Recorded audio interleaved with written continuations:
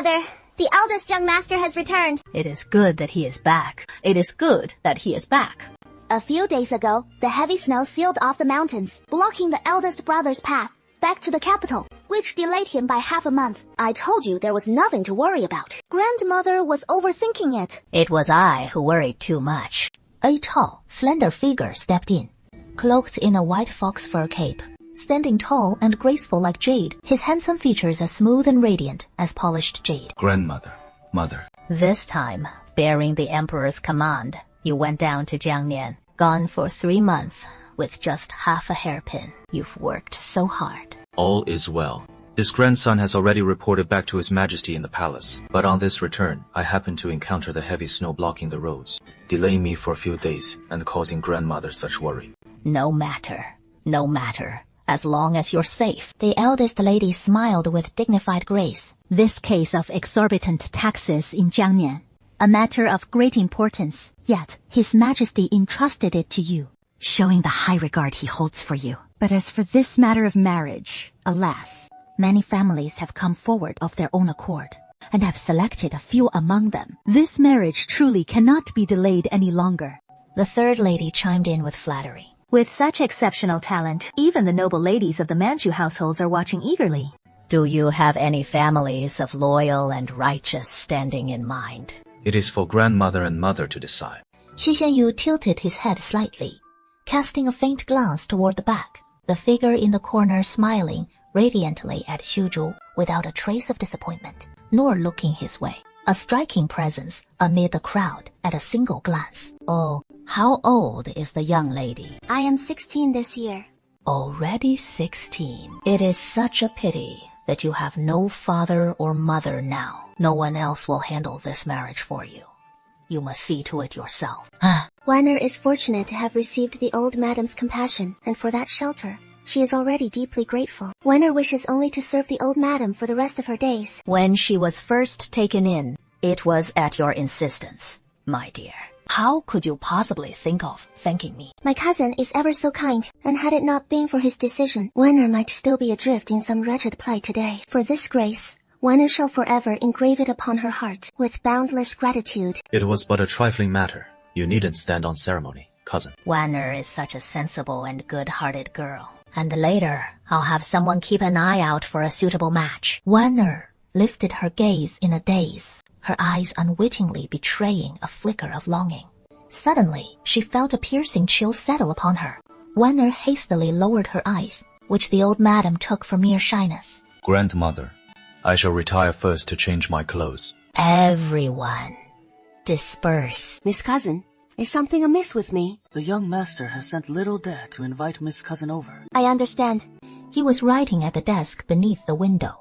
Putting on quite the show. Xi Xianyu suddenly raised his gaze, his ink-black eyes seeming to pierce straight through to the soul. Weiner's breath caught, and she quickly summoned a smile. Allow me to grind the ink for you, cousin. Grandma mentioned your marriage today. The old madam was merely bringing up fifth young lady's marriage, and the others, and casually recalled that I'd mentioned it in passing. How could anyone take it seriously? And a chill crept up Wenrou's back, cowed by his overwhelming presence into a faint tremor of fear. My status is too lowly. To reside here in the household is already an immense privilege. How could I dare hope the old madam would arrange a match for me? Besides, he bit his lip. I belong to the young master. How could I ever entertain another? Xi Xianyu suddenly reached out and gripped his chin. Don't you? Wenrou's clear gaze met Xi Xianyu's eyes unwaveringly. Of course not. Brother Xiyu, why would you even ask? Xi Xianyu gazed into his devout eyes, unsure if he believed him or not. His gaze drifting downward, settling on his lips, his throat brushing against him in a kiss, for it had been 3 months since they'd last met. Xi Xianyu leaned down to kiss him. Wenrou hastily pressed a hand to his chest. Not here. Right here. One arm encircled Wenrou's waist, the other hand seizing his chin, before claiming his lips. Wenrou's breath hitched. Unable to push him away, he could only gaze out the window in terror, dreading that someone might see. Xi Xianyu glanced at him, noting his eyes faintly reddened, a pang striking his heart, his resolve, so recently hardened, softening once more. So afraid of being seen. I'm worried about you. You're still in the household. If word of this got out, It could tarnish your reputation. Xian Xian's lips curved in a sardonic arc. How thoughtful of you. All Wenru wants is to stay by Brother Xianyu's side for the rest of his life. Yet he fears discovery by the lady, and the old lady being cast out. With me here, no one dares drive you away. Yet Wenru doesn't wish to trouble Brother Shiyu. Shen Xianyu has no time to ponder the truth in his words, the burning desire surging through his body too fierce to contain. He swiftly shuts the window with a backhanded motion, then pins him against the desk. Wan Rou tilts his head to glance at the tightly sealed lattice windows, and only then does the heart lodged in his throat finally settle. But Shi Xianyu offers him no respite, kissing the tear mole at the corner of Wan Rou's eye. Nibbling at him again and again, he drives him to tears, begging for mercy, his voice hoarse, gazing into Xi Xianyu's eyes, dark with desire, stripped of the gentle poise he wears in public, feral as a beast unleashed. Shi Xianyu nips at his earlobe, his low, raspy voice laced with warning. Bend, you've been naughty today, and it displeases me greatly.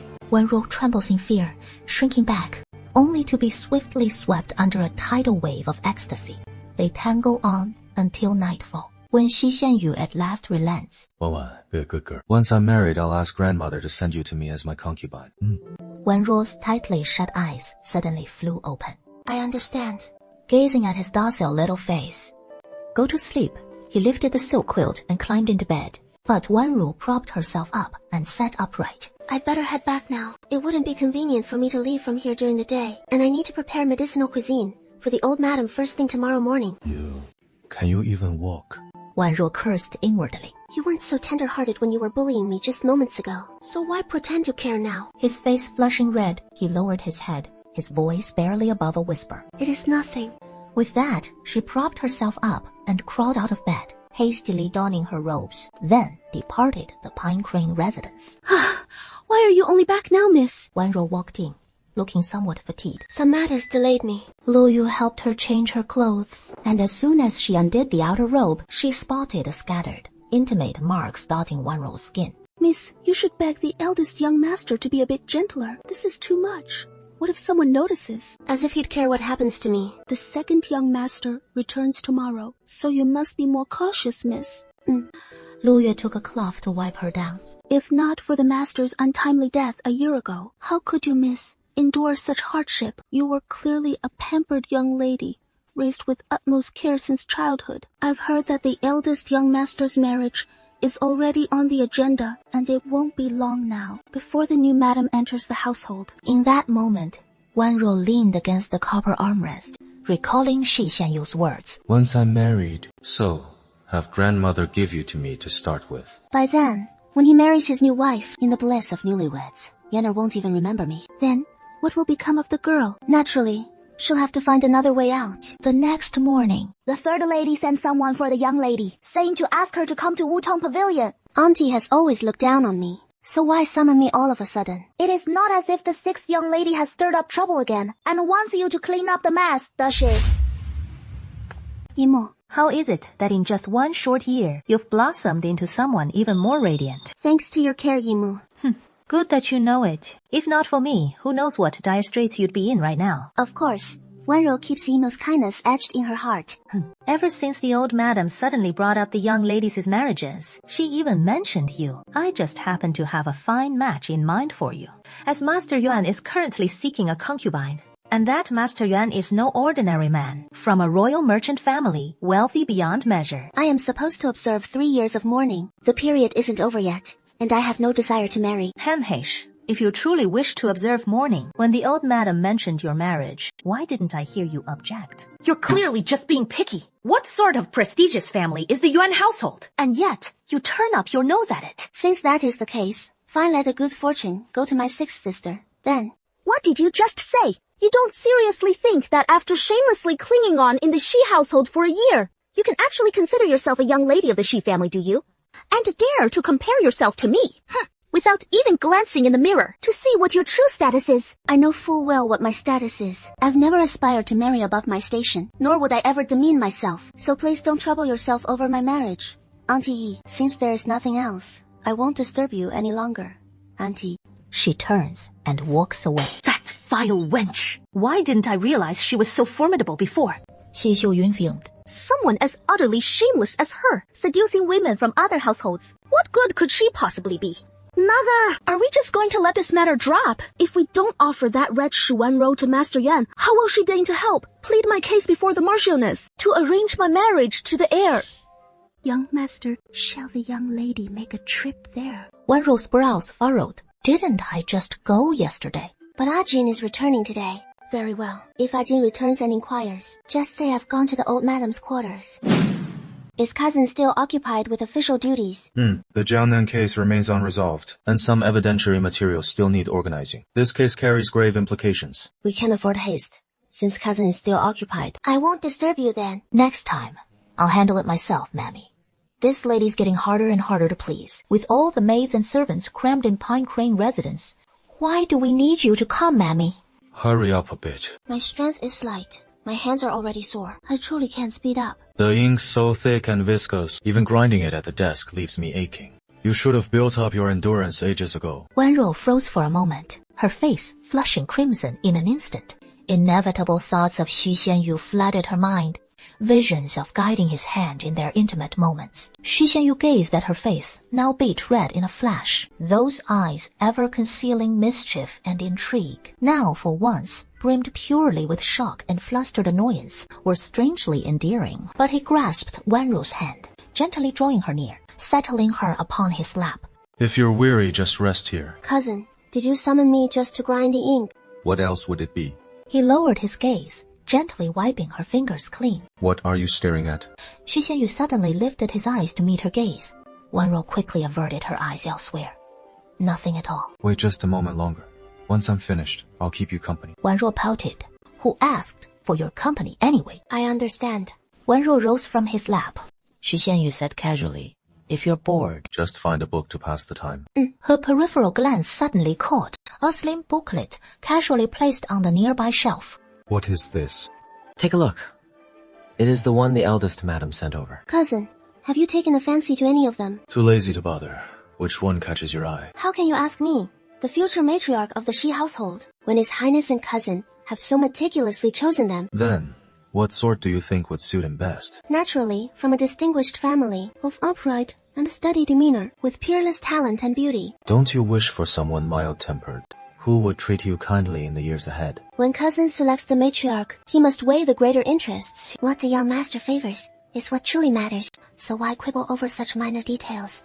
Wanrou drew near to his side, her small hand lightly hooking his finger. I don't want Brother Shi fretting over me. What if you end up getting bullied? Then Wanrou will just be more obedient, not angering the young madam, and not wanting to put Brother Shi in a difficult spot. As long as I can stay by your side for the rest of my life, I'll be perfectly content.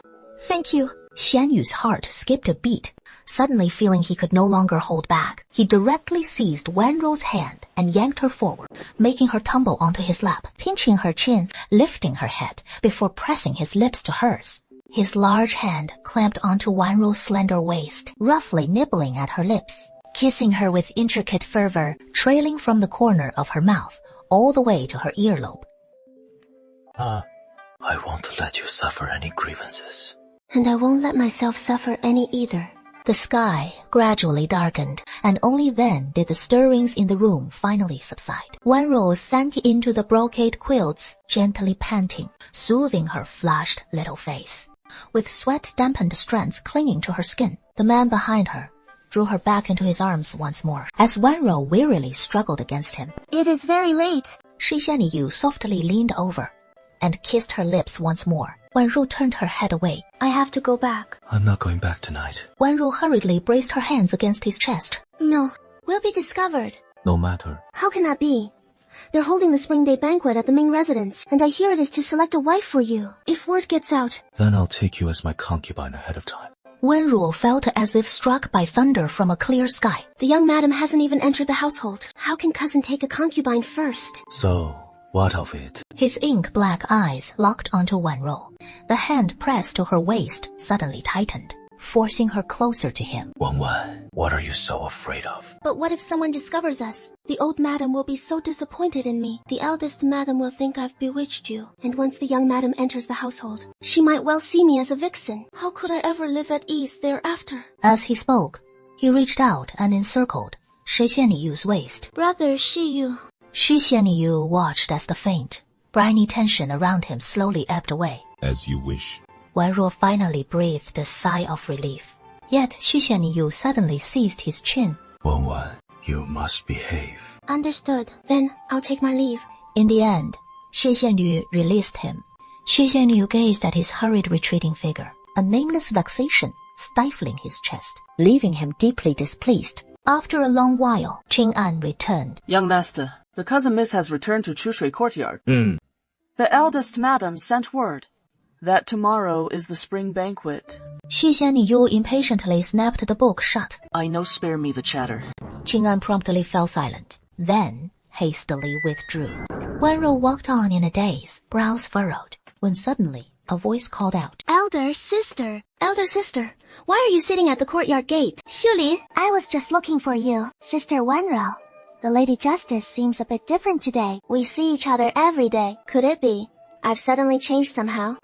I don't know either. I just feel like you look even more beautiful. Don't you think?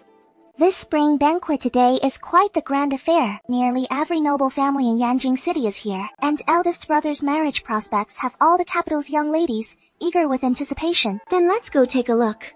The two linked arms and walked inside, only to see the usually composed madam erupting in rare fury. What did you say?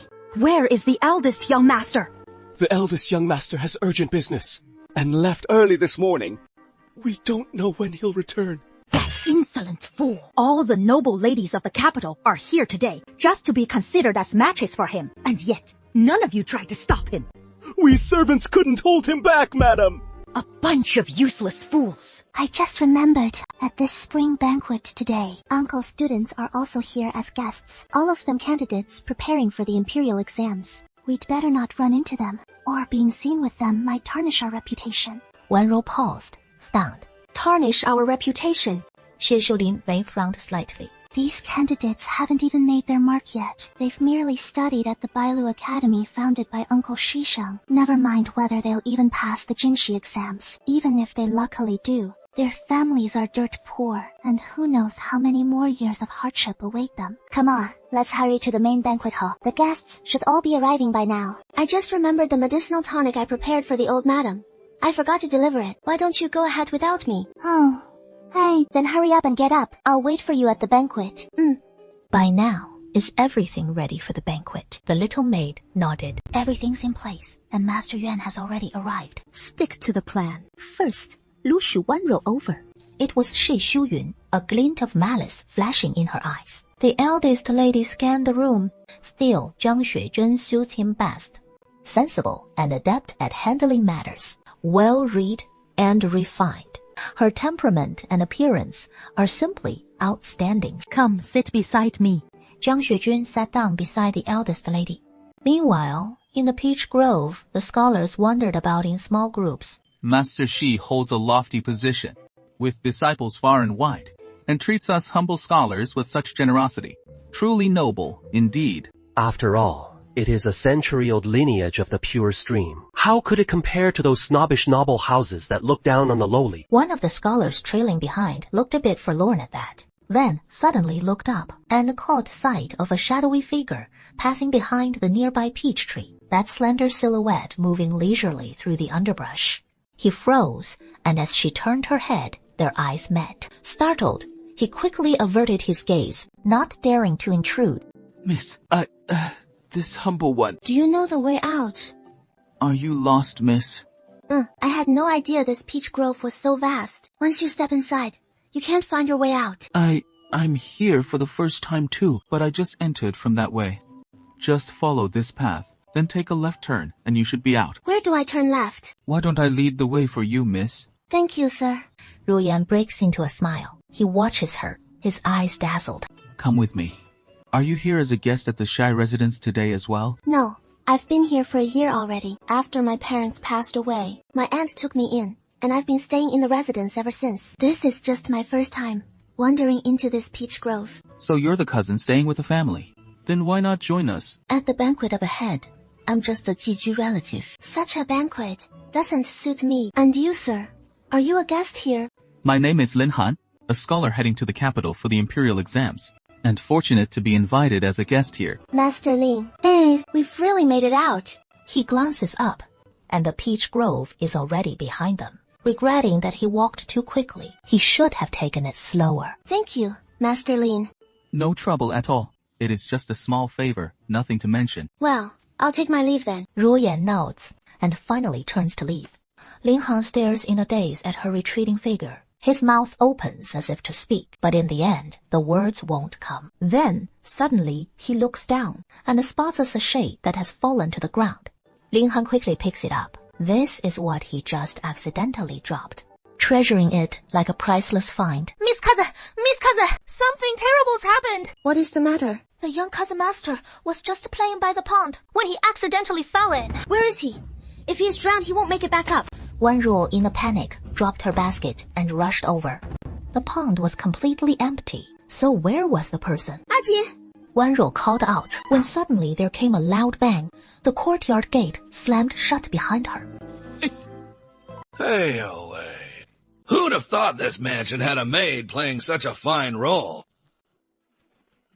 A pot-bellied middle-aged man waddled out from the room, stroking his chin with a leering gaze fixed on Wanruo. I'm no maid of this household. With that, she turned to leave. Hey! My beauty. Don't go yet! You see, I'm a man who truly pities the fairer sex. Today's your lucky day. Let me tell you, if you come away with me, Yuan Zhao, I'll make sure you live in the lap of luxury for the rest of your days. And as for me, how about I make you my 11th concubine? Come now! Let me remind you of one thing. The third madam can't call the shots in the Shi household. Ouch! Ouch! Ouch! You damn little wretch! How dare you threaten me? Who the hell do you think you are? You're not fit for the Shy family to stand up for you. Besides, didn't you come knocking on my door yourself? If this really blows up, it'll be your own shameless fault, showing up here for a secret rendezvous with me. He staggered back, pleading desperately. Please, spare me.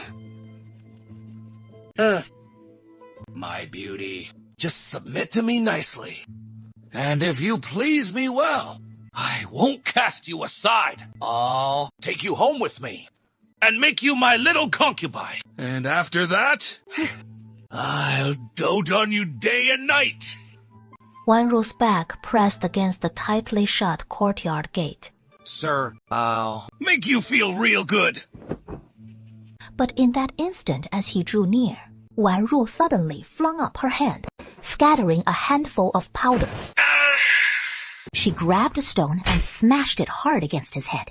You fool! Open the door now! If anything happens to Master Yuan for real, the third madam will pay the price. How bold you are, to lay hands on Master Yuan like this. But then Wanruo burst out, shouting loudly. Help! Quick! Catch the thief! There is a thief! In no time at all, the manservants rushed in with weapons, drawn to make the arrest. Where is the thief? Wanruo pointed straight at the ground, and seeing Master Yuan beaten like that, he panicked and yelled without a second thought.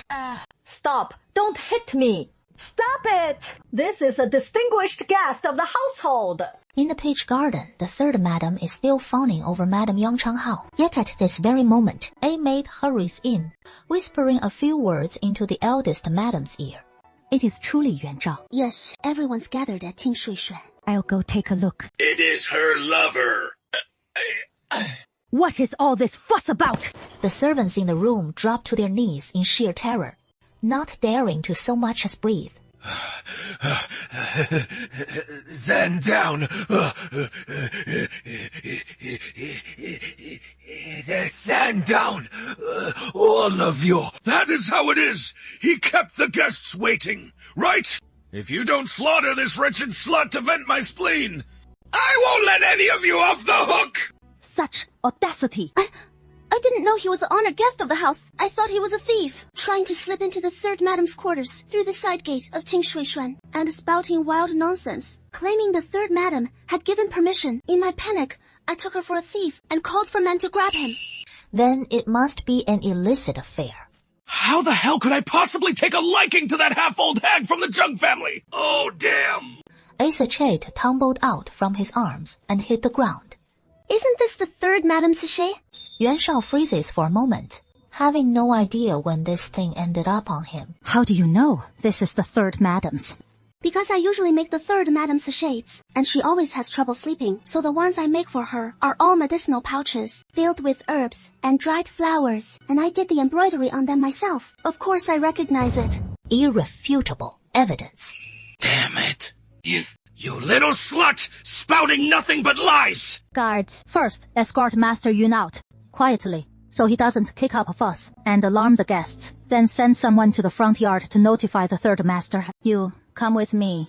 Wan Ruo nods and follows. About today's incident. Not a single word of it leaves this room. If I so much as hear a whisper, neither you nor your brother will be spared. Rest assured, Madam, I saw nothing. Don't pick up your aunt's habit of those shady dealings.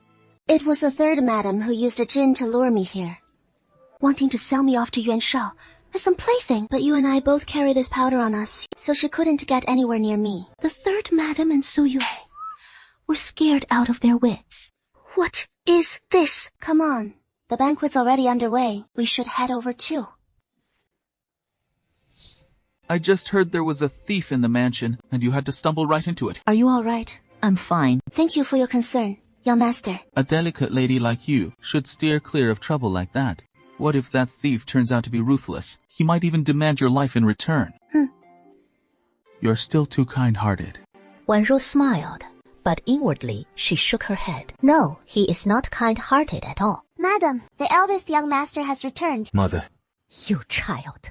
No matter how urgent the case, you should remember, the family has prepared a banquet for you today, with so many guests here. How could you be absent? It was my oversight. As he spoke, his gaze subtly swept across the garden. Xixian. He didn't spot the person he sought, and his brows furrowed almost imperceptibly. Xianer, this is Miss Jiang. Miss Jiang. Zhang Xuejun's cheeks flushed crimson as she smoothed her robes. Young Master Shi. This child has been exceptional since childhood, with remarkable literary talent. It is no exaggeration to call her the family's female prime scholar. Auntie, don't tease me. How could I ever claim to be a prime scholar? Young Master Shi is the true one. Prime scholar Xixianyu's gaze swept over the nearby peach grove, and suddenly he spotted a pair of figures standing face to face in the trees. Xu Jin rarely visits, so you must keep her good company. I just came over from Zhao Yu's place. I'll go change first. The madam frowned upon hearing this and glanced at his immaculate robe. In that case, go quickly. Then turned and departed swiftly. Wan Ruo wasn't sure if it was his imagination, but he felt that as Xi Xianyu departed, a chilling glance was popped over him. Wan Ruo felt a shiver run down his spine, racking his brain for any way he might have offended him. Su Yue suddenly stepped forward, lowering her voice, and whispered in Wan Ruo's ear. Young master, have the young lady returned? Cousin. Xi Xianyu turned back to look at him, his coal-lined eyes seeming to pierce right through him. Cousin, you've come to find me so suddenly. Is something the matter? Xi Xianyu approached him slowly. Who was that man? The one who just spoke to me. He was a scholar from Feiyan. I don't even know his name. We simply crossed paths in the peach grove where he asked for directions. Xi Xianyu lifted a hand to caress his face. Is that so? What is the matter? He loathed this feeling intensely. Everyone else says Xi Xianyu is like a clear breeze and bright moon, a gentleman, warm as jade. But only Wan Ruo knew his moods shifted like the weather, vindictive to the slightest offense, and masterful at tormenting the heart. At times, he even regretted ever choosing to seduce him. I remember you don't care for such garish colors. At today's spring banquet, I simply sought a touch of good fortune. If you dislike it, cousin, I simply won't apply such rouge next time. Xi Xianyu's expression darkened. Or does cousin think I don't even deserve an ordinary girl's love of beauty? At today's spring banquet, which girl isn't adorned in red and green? I dressed up nicely, but I didn't steal anyone's spotlight. I have no idea why you must nitpick me like this. I wasn't trying to nitpick. Wan Rou froze in shock. Why had she suddenly turned so mild-mannered? What has gotten into the third madam? Is the third madam just making a fuss over nothing? But with Wan Rou playing along, he couldn't be bothered to probe further. It wasn't really a big deal anyway. Let him throw his tantrum. Wan Rou felt a pang of guilt under his piercing gaze, averting his eyes. If there is nothing else, I'll take my leave. He turned to go, only for Xi Xianyu to seize his arm and pull him back. Leaning close to his ear, Xi Xianyu murmured gravely, "Be more discreet. Don't give anyone leverage over you." Then he released him, striding away without a backward glance. Wan Rou stood rooted to the spot, turning dazedly to watch his retreating figure. He prided himself on reading people, yet he could never fathom this man. Thank you, Yu Xianer. What do you think of Jiang Shuizheng? Mother's choice is final then. Xi Xianyu's face remained impassive, clearly in no mood to discuss it. His marriage was merely a means to select a matriarch for the family. What of the eldest princess's sole daughter, Duchess Duanmi? Recalling their one encounter in the palace, Duchess Duanmi was indeed haughty. If she became the matriarch, Wan Rou's days ahead would be anything but easy. As a royal daughter, she'd inevitably drag the family into court factions. Better to steer clear of imperial entanglements. In that case, the Jiang family is the most fitting match, and mother can take charge of it. Xi Xianyu took his leave. Watching his retreating figure, the eldest madam's expression grew complex. This child grows ever more inscrutable with age. Qing An entered with a tray of tea and asked tentatively, "Shall I go invite the young cousin lady?" Xi Xianyu lifted his gaze to the window, only to see the night had deepened outside. She was likely already asleep by now, with a fine drizzle beginning to fall. Never mind. Master, I truly had nothing to do with that ill omen. It was that wicked little Shuwanruwa who framed me on purpose. Still daring to quibble with irrefutable evidence. Do you take me for a fool? I truly underestimated you. Daring to betray the family from within. The third madam was beaten black and blue, blood trickling from the corner of her mouth. That sachet isn't mine. That wicked Shuwanruo makes sachets for me all the time. But that one was hers. She deliberately planted it on Yuan Shao to frame me. Then, why on earth did Yuan Shao show up at Tingshui Pavilion without your permission? How could he have gotten in? It was I who invited him. I only wanted to offer Shuwanruo to him. For Yun'er's sake in marriage. And for Brother Rui's future prospects. I merely sought to forge ties with the Yongcheng Marquis side this way. If you don't believe me, Master, just ask Master Yuan yourself. You fool! You'd still go asking Yuan Shao. Yuan Shao's been beaten now. It'd be a miracle if he didn't turn on me. You utter fool. You tried to steal a chicken, but lost the rice instead. You can't even outwit a mere servant girl. All these years wasted. Word is the third madam has suddenly fallen ill. At last, I vented my anger. It is infuriating that she has only been confined. After all, she bore a son and a daughter for the third master. We can't let our anger subside so easily. Once the third lady is released from confinement, she surely won't spare the young lady. When I acted, I never expected her to spare me. When she sold me to Yuan Shao, she never intended for me to survive. In any case, she won't let me off the hook. Then won't the young lady's future days be even harder to bear? So we cannot linger in the Shai family any longer. Old madam, the eldest lady has arrived. Let her come in. The eldest lady enters, curtsies, and says, "Mother, why have you come?" It is about Xianer's marriage. I have a candidate in mind. I'd like mother to consider her. Wan Rou purses her lips, staring at her shoe tips. Oh, which family's young lady is it? The third young lady of the Jiang family. Madam Shi. That girl was adorably cute as a child. Pure and lovely as jade and snow. Now that she is grown, she must be graceful and poised, standing tall like a jade tree, and a perfect match for our Shai family in status and standing. But have you consulted Xianer's wishes? He said he really likes it too. Wan Rou felt a bitterness rise in her throat, like a wilting flower. They're selecting an auspicious day over there to settle the marriage as soon as possible. Mother is right. But anyway, Brother Xian's quarters still lack even a concubine maid to this day, so we should first arrange a youthful, spirited one for him, lest he can't hold back and stir up some scandal later. How could Xianer ever act a fool like those profligate young masters? Of course, I know Brother Xian is different, but he is a man, after all. And naturally, he needs an outlet. The eldest madam's heart clenched, for it wasn't as if she hadn't sent concubine maids to her son before. Yet Xi Xianyu had rejected them all. Pick an honest and dutiful one, best if it is a houseborn servant from the estate. That way, she'll remain obedient in the years to come. The old madam paused for a moment, suddenly glancing at Wenro standing quietly by her side, and added one more thing. She should be pretty and quick-witted too. Don't foist some plain-looking girl on him. Mother is right. Emerging from Shao'an Hall, Su Yue hurried to catch up with Wenro's steps. Miss, why not just tell the old madam outright? You've been serving the old madam her medicinal meals, and she holds you in such high regard. So if you were to ask her to take charge and find you a suitable match, she'd surely consent. The old madam favors so many others, but what am I in her eyes? Being able to stay in the Shai household on the strength of her favor is already a rare mercy. We can't let her know about this. Otherwise, eldest young master Shi Xianyu would surely find out, and how could she ever tolerate me choosing my own husband? This must remain our secret. Don't breathe a word of it. This servant understands. At dusk, Miss Qingyan has arrived. Wenro furrowed her brows. Why is he here again? What has gotten into Shi Envoyu this time? Go tell him I'm ill, and I can't go. I can't keep stalling Shi Envoyu like this. Otherwise, he'll never let it drop. It is Sister Su Ye. Where is Miss Ran?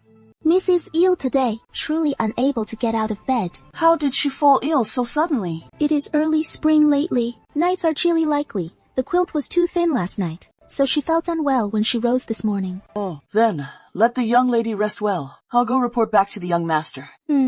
Thank you. Miss, Chinger has left.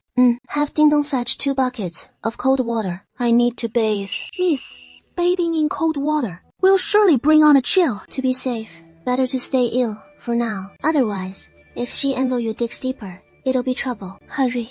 Shi Envoyu is slyer than a fox. Tricking him won't be easy. Someone fell ill in Fen Garden. Yes, it is early spring now, with the weather shifting from cold to warm. Easy to catch a chill indeed. But have you called a physician? The young lady knows her remedies. A minor cold she'll mix her own medicine and be fine. If she is recovered, would she still be bedridden now? I'll fetch a doctor to examine her. Young master, please have some tea. Where do you come from? The madam said. There aren't enough maidservants in the young master's garden. So she sent this maidservant to attend to you. If the young master is weary, allow this maidservant to assist you with your bath. She reached out to support him, Shi Xianyu, but Xu Xianyu withdrew the hand resting on the chair's armrest. Kuizhu. Young master. Haven't I said it before? No one is allowed to enter or leave my quarters at will. Is this how you manage things? This maidservant remembers the young master's orders well, but Miss Peony was sent by the madam herself, with specific instructions for personal bathing service. The Pine Crane Garden has a new master now. Kuizhu knelt down in fright with a thud. Young master, forgive me. It was this maidservant's negligence. If there is a next time, you needn't stay on either. Thank you, young master. Penny was utterly terrified. Kneeling timidly on the ground, she reached out and tugged at Shi Xianyu's robe hem. Was there something this maidservant did wrong? Young master, please tell this maidservant so she won't make the same mistake again. Get out. Seeing Shi Xianyu's icy, piercing gaze, she was too frightened even to cry. Kuizhu dared not let her cause more trouble, and hurriedly summoned 2 matrons, who gagged her and dragged her away. We who have served the young master for years know full well that the young master despises most women's delicate affectations and sniveling tears. The maids in Pine Crane Garden are all tougher than men, and the young attendants quicker than mules. The young master, however, shows concern for the young lady and specially sent Qing'an to fetch a physician. Miss, please take your medicine soon. Wenruo took the medicine bowl. She poured the medicine into the flower pot on the windowsill. Su Yue exclaimed in surprise. How did the young lady fall so gravely ill? Better to prolong this illness a bit. The next morning, how fares the young master? They say he left before dawn this morning. I heard that case has hit a snag, and indeed, he seems quite occupied. Awanoa nodded. It is good that he is busy. He shouldn't have time on his hands. That evening, Kuizhu arrived. Sister Kuizhu, why come in person? Please come in. The young master sent me to check on cousin Miss. The young lady's illness hasn't improved yet. Sister, take care not to catch it from me. You flatter me too much with such words. We maidservants needn't fret over such trifles. Then please, come inside, sister. How did Cousin Miss fall so gravely ill? It is nothing. You've troubled yourself to come all this way. Please convey my apologies when you return, and say I truly cannot come to attend him. You're this ill, and yet you speak of such things. I've already had Qing'an summon a physician to examine you. Why hasn't there been any improvement? Perhaps it is because I've been confined to the residence this past year. My constitution has grown a bit delicate. Even a mere cold can wear me down like this. I suspect that physician was negligent. I'll have Qing'an fetch another one for you right away. It is just a touch of wind chill. It doesn't warrant such fuss. Oh, but it does. Hui Zhu glanced around the modest chamber and sighed. Ah, if I may say, Cousin Miss, you ought to move to Pine Crane Garden sooner. The young master had intended to grant you a position as his concubine. Then you wouldn't have to dwell in such quarters. Better to enter the Sanding Crane Garden sooner, before the young mistress enters the residence. Secure your footing. Wouldn't that be better? I know you're only thinking of my best interests, but I'm truly afraid of Kuizhou. Let's not speak of this again. You, with the young master holding you in such high regard, what do you have to fear? Once you enter the Pine Crane Garden, you'll see just how many people envy you. Truth be told, I envy you more. Envy a young lady like you. Don't let my current favor deceive you. Serving as the steward maid in the Pine Crane Garden, even the servants below show me some respect. But I'm of an age after all, and by next year at the latest, I'll be sent away to marry once I leave the Sanding Crane Garden. What will I be then? At best, promised to an ordinary household. At worst, matched with a mere servant boy. How could I ever compare to a young lady like you? At least it is to an upright man, without needing to read the main wife's every whim. If one's husband is diligent and ambitious, there is hope for the years to come.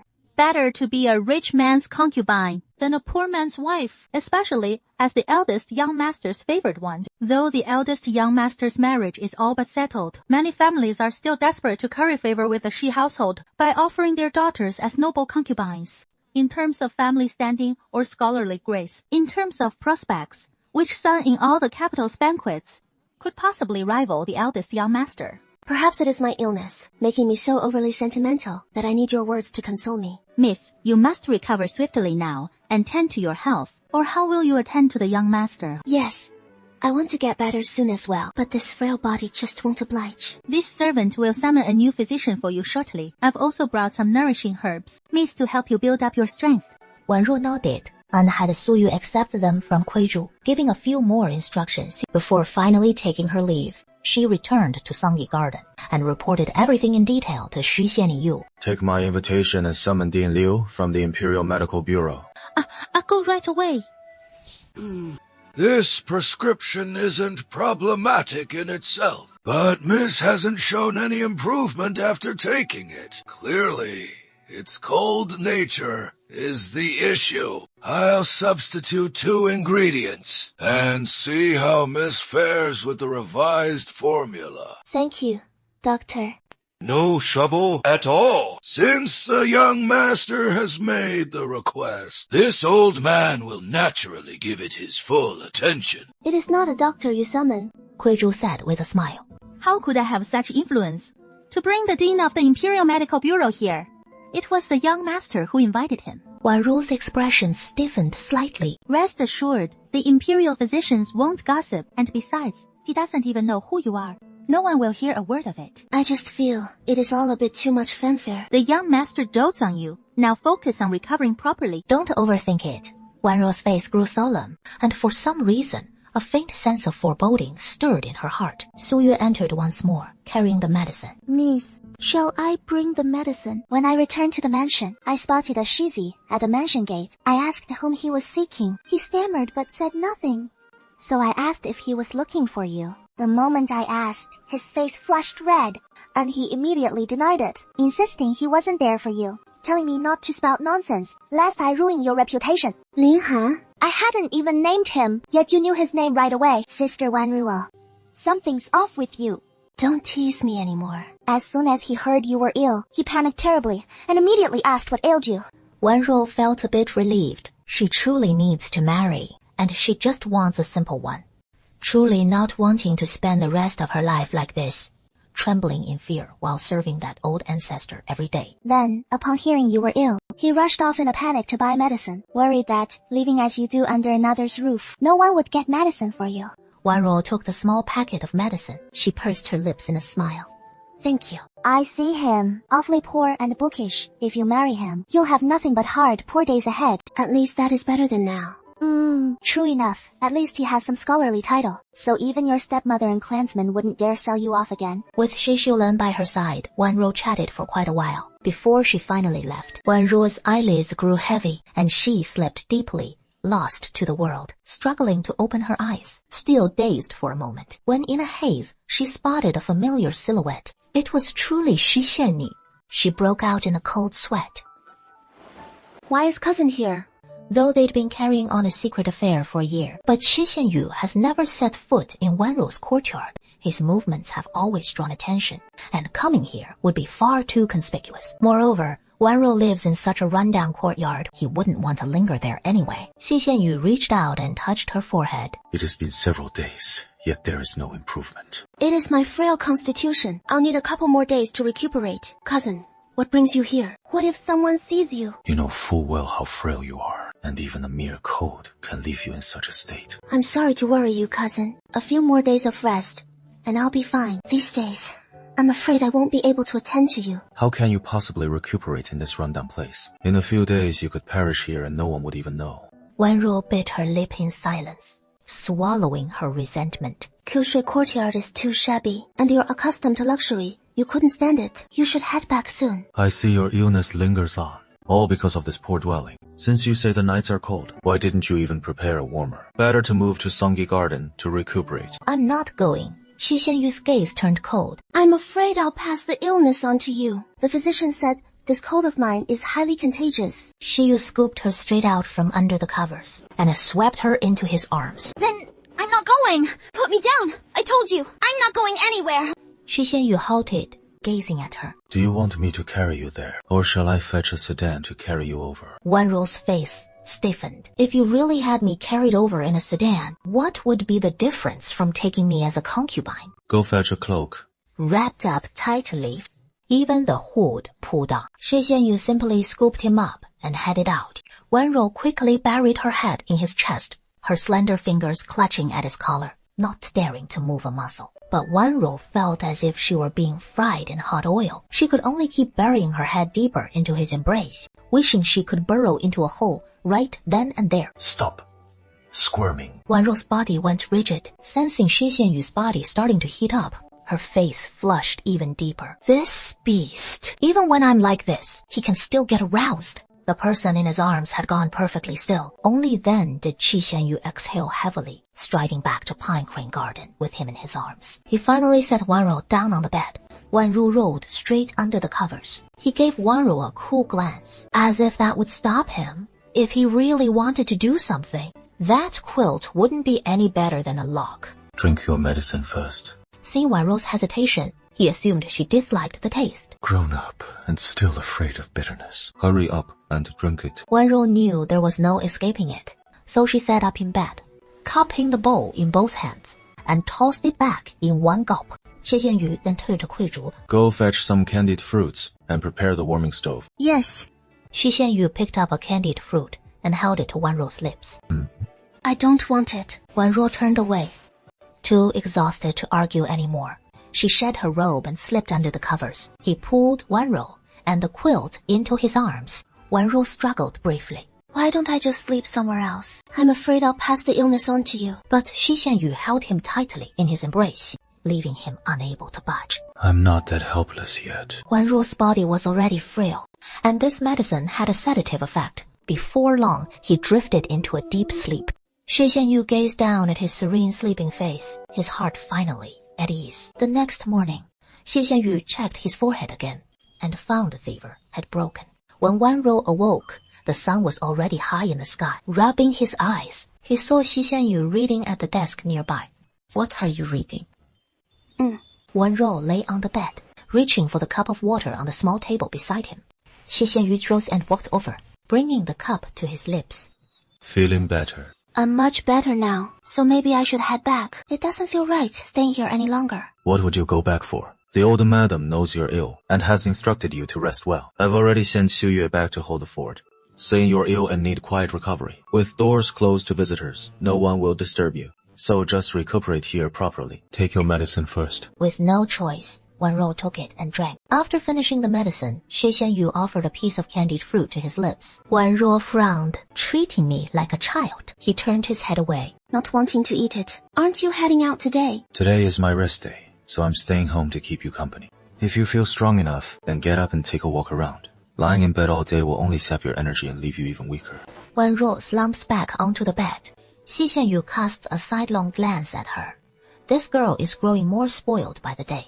Xie Xianyu tucks the quilt around her. Then rest a little longer. Then he rises, moves behind the desk, sits down, and pores over the documents. Wan Rou furrows her delicate brows. I absolutely cannot let this drag on any longer.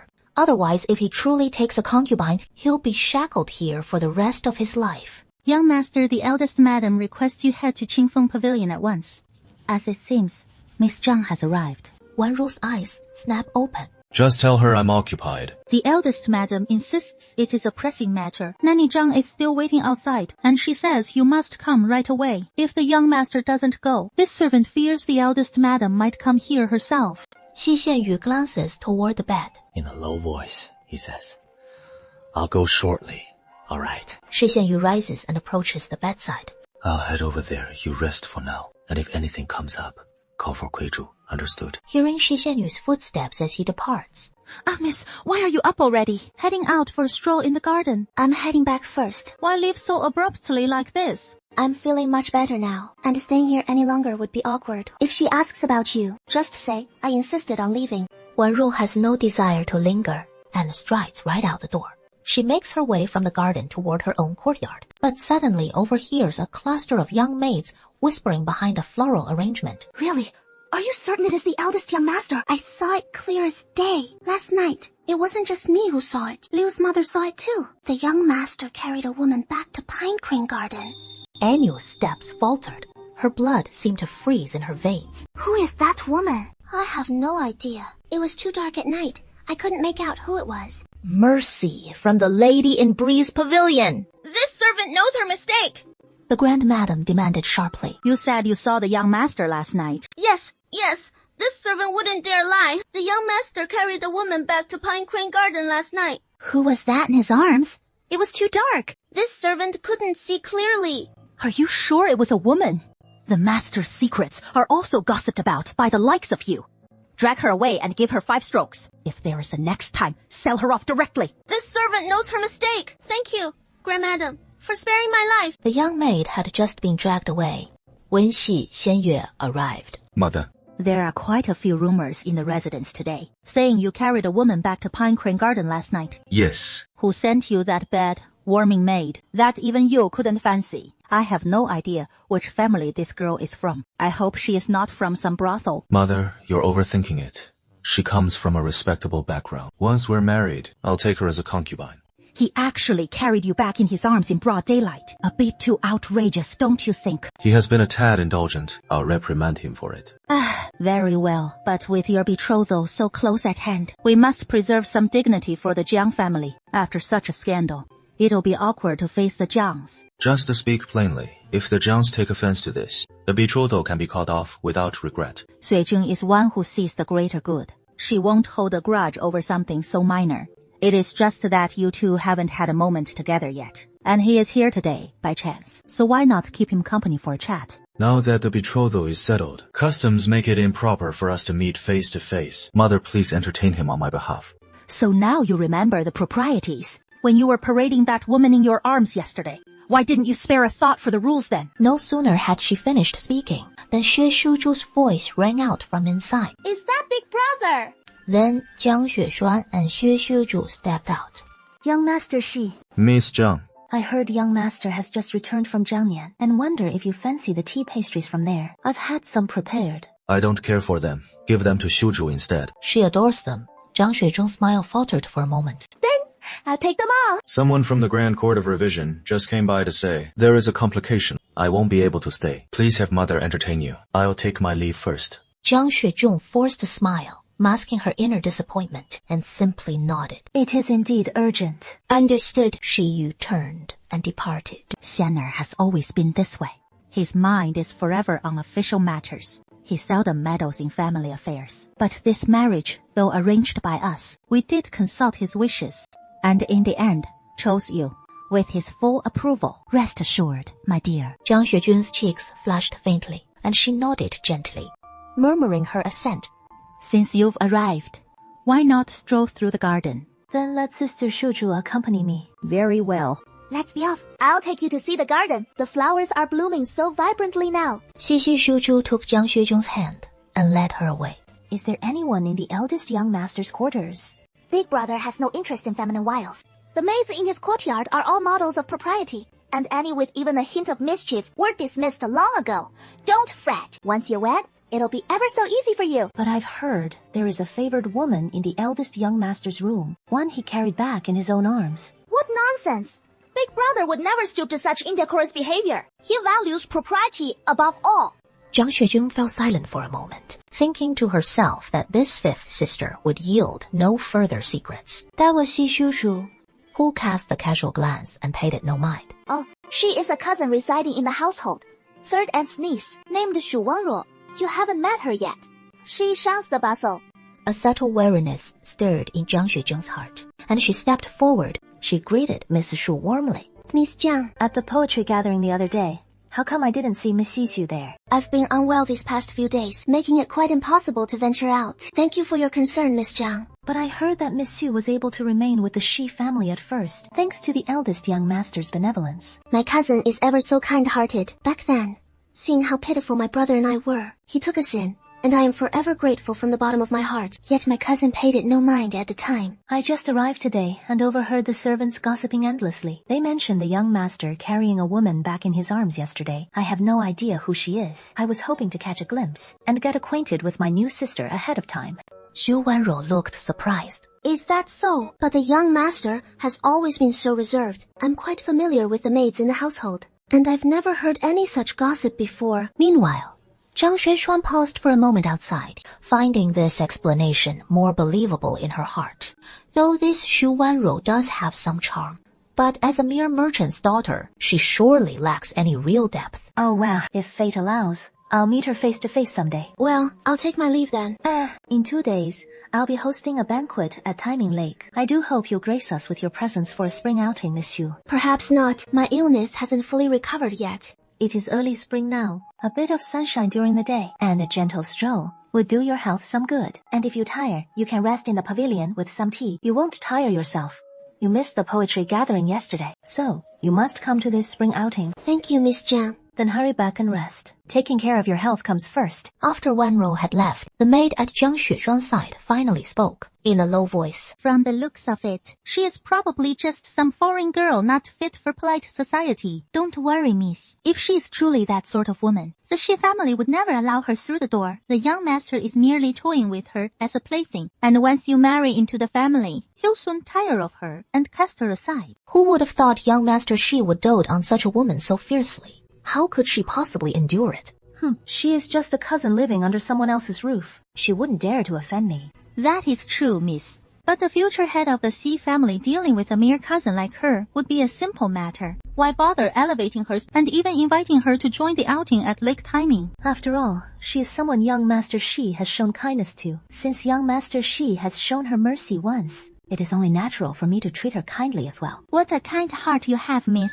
After Wanruo returned to Qiushui Garden, her expression darkened. Are you going to the spring outing at Lake Timing, miss? This Miss Zhang seems like a good-tempered person. But I'm afraid she is not that simple. She can't tolerate even a speck of sand in her eyes. So, inviting you to the outing, it has got to be a ploy, right? Not necessarily. Though I do have my suspicions. I've already distanced myself from any involvement. She's about to be betrothed to the Shi family. She is just trying to win some favor.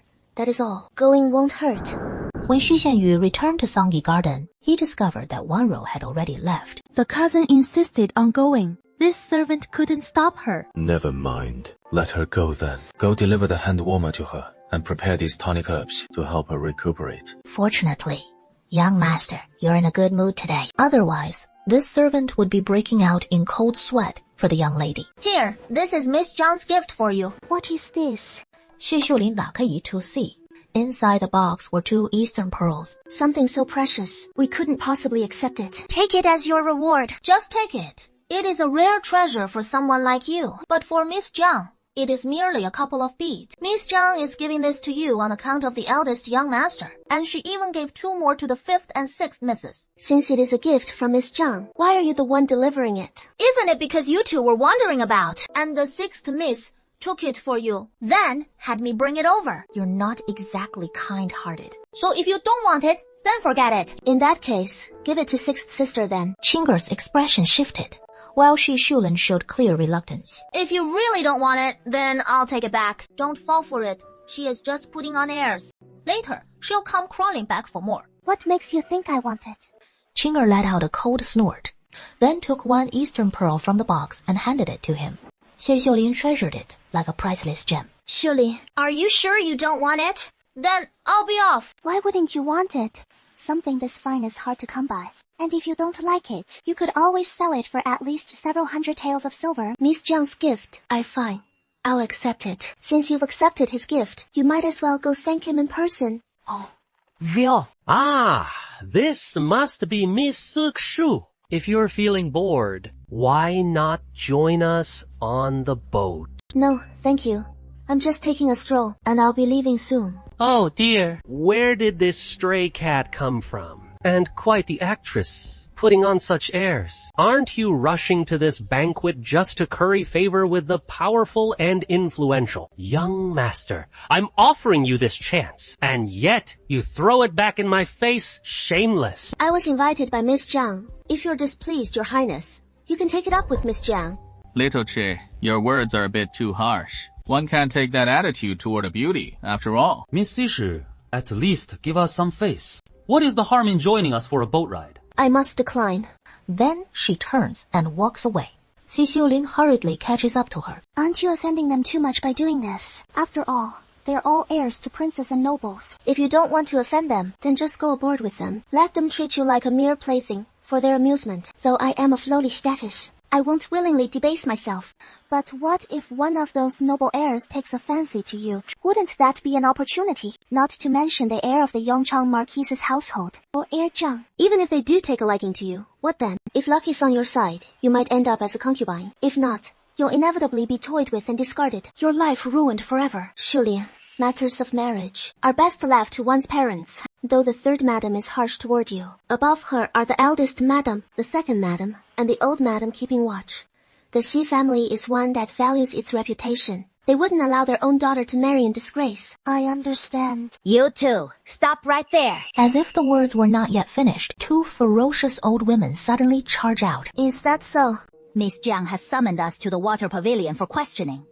What is all this about? You'll see when we get there. Hurry now, everyone's waiting for you. Upon arriving at the water pavilion, Zhang Shuizhong and Xu Zhu were already there, with Shi Xiuyun present as well. Miss Sishu, what urgent matter has Miss Zhang summoned us back for in such haste? Shi Xiuyun let out a cold sneer. Miss Zhang has lost something, and we don't know who stole it. It is under strict investigation now. Shi Xiulin froze for a moment, her face flushing red with anger. What are you implying? Are you suggesting it was us who stole it? Don't you dare slander us! What did Miss Zhang lose? What did you say was missing? That casket from Prince Zheng. The Eastern pearls vanished in the blink of an eye. 2 of them are gone. At these words, Shi Xiulin's face drained of color in an instant. Eastern pearls? No sooner had Shi Xiuyun finished speaking than Xinger stepped forward to accuse them. I saw with my own eyes cousin Miss and 7th Miss sneaking back to steal it. Shi Xiuyun scoffed. I never would have thought that Sam would stoop to such public disgrace, daring to pilfer from outsiders, shamelessly freeloading off the Shi family, and now turning to petty thievery. Shi Xiuyun shrieked. No, I didn't steal anything. Xinger, what nonsense is this? It was clearly you. Shi Xiuyun lunged forward, raising her hand and slapping her across the face. Still talking back. Hey, Xinger saw it with her own eyes. You're dragging the Shi family's name through the mud, and shaming our 3rd branch too. Shi Shulin staggered and collapsed to the ground. The Dongzhu, carefully wrapped in a handkerchief inside her sleeve, rolled out as well. Jiang Xuejun squatted down to pick it up, gazing in astonishment at Xi Xiulin and Wan Ru. No, It is not. This is the incriminating evidence Seer gave me, and you still dare to cast blame on others. With that, Shi Xiuyun sneered once more, pointing at Wan Ruo. Truly, that is the mark of someone from a lowly household, utterly unfit for decent company. The sight of anything fine catches your eye, and you can't resist swiping it. Wan Ruo glared darkly at Xie Xiuyun after all this commotion. It turns out you've laid this trap for us. Apricot, you claim you saw 7th Miss and me steal the dongshu with your own eyes. Apricot puffed up with arrogance. Of course! I saw it plain as day. You and the 7th Miss waited until everyone had left, then circled back to steal it together. Since everyone had gone, then how did you spot us? I dropped something and turned back to fetch it. But as I reached the door, there you were, sneaking out from the waterway. Something clearly bulging in your sleeves. Obviously the stolen goods. So the gifts were left completely unguarded. At that moment, 2 young maids stepped forward, trembling in fear. Yes, it was Miss who told us to watch over them. Did you see 7th Miss and me stealing anything? But midway through, we were lured away. Someone shouted from outside the window that a boatman had fallen into the water. We feared for Mrs. safety and rushed out to see, but no one had actually fallen in. When we returned, we found 2 dongshu missing from the box. You've been caught red-handed with the stolen goods. Just because Shen Xianer saw it alone doesn't necessarily make it true. It could just be the thief crying, "Stop thief." Xianer claims we stole it, but I'm saying this Eastern Pearl was stolen by Xianer. What nonsense are you spouting? Since both Eastern Pearls were stolen, why have we only found 1 Eastern Pearl now? Where is the other one? Xie Xiuyun paused for a moment, then immediately pointed at Wan Ruo's nose and berated her. That Eastern Pearl must be hidden by you. Do I even need to ask? You 2 stole it and split the spoils. Of course, 1 for each of you. Someone, strip off his clothes. Search him thoroughly. Isn't this going a bit too far? This 1 pearl. Yes, it is just 1 pearl after all. Fine. Let's just drop this matter. Consider it a gift from me to Miss Sue and Miss Seven. Even if it is meant as a gift, I still need to find it first. Before it is not even in my possession, how could that count as a gift to me?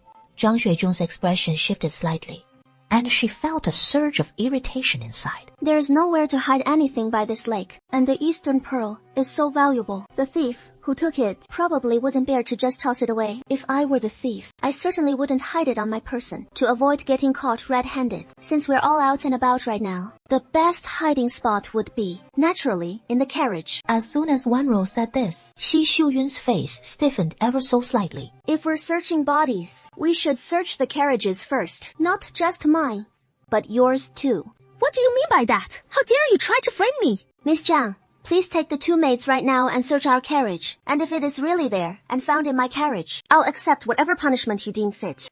Zhang Xuezhong was still hesitating. Xi Xiuzhu, however, was reveling in the chaos and eager to fan the flames, and immediately piped up. Then let's search it out.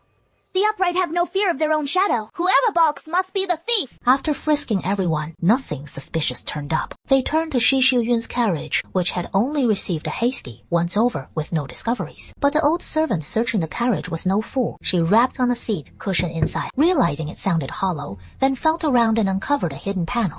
The moment she pried it open, there nestled the Eastern Pearl in plain sight. Found it. Xi Xiuyun's face drained of color in an instant. That pearl Shulan had was given to her by Apricot, who insisted it came from Miss Zhang to pass along discreetly. Without that excuse, Shulan, why on earth would you be so foolish as to carry the stolen goods right on you? Isn't that just handing over the evidence on a silver platter? The thief, no doubt, was torn between craving the pearl's riches and the terror of getting caught, so they deliberately slipped 1 to Shuling, then cried thief to shift the blame, using her as the scapegoat. A classic case of killing 2 birds with 1 stone, ridding themselves of an unwanted rival, while quietly making off with the Eastern Pearl unnoticed. The crowd gasped in outrage, their eyes upon Xi Xiuyun now brimming with scorn. Fingers jabbed accusingly in her direction. Angie, it was you who stole it, wasn't it? You framed 7th Miss and tried to frame me too. It was this servant's error, this servant's crime, this servant's unforgivable sin. In these trying times, theft itself is straightforward enough. Steal it yourself, then dump the blame on your maidservant. For her very life hangs by your whim. She wouldn't dare utter a word against you. Young Master Xi. Xu Xianyu scanned the lakeside, then let his gaze settle back on Zhang Xuezhong.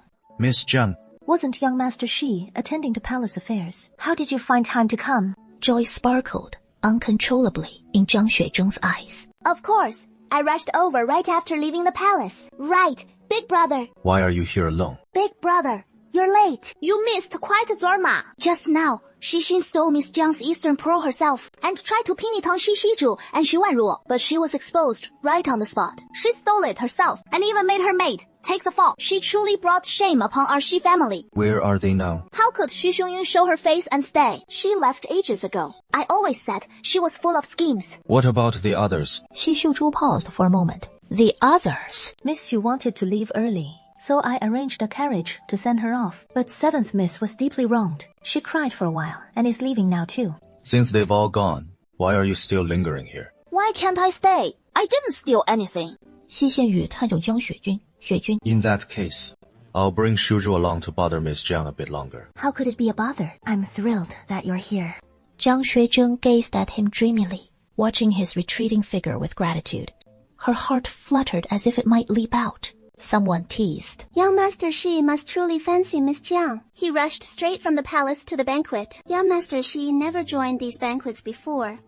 Not at all. After all, she is his fiancée. How could it be the same? Elder Sister Jiang, you're truly fortunate. Stop teasing me. Miss Xu姑娘. Wanruo turned her head and glanced over, and there was Ling Ha. What a coincidence. Why is Miss Xi Shu here? Not quite. I came here especially to find you. Yes. Really? A few days ago I heard you'd fallen ill, and now you're recovered. Yes, I'm feeling much better. Thank you for the medicine. Young Master, I've come today, precisely to thank you in person. Ling Han's face flushed bright red.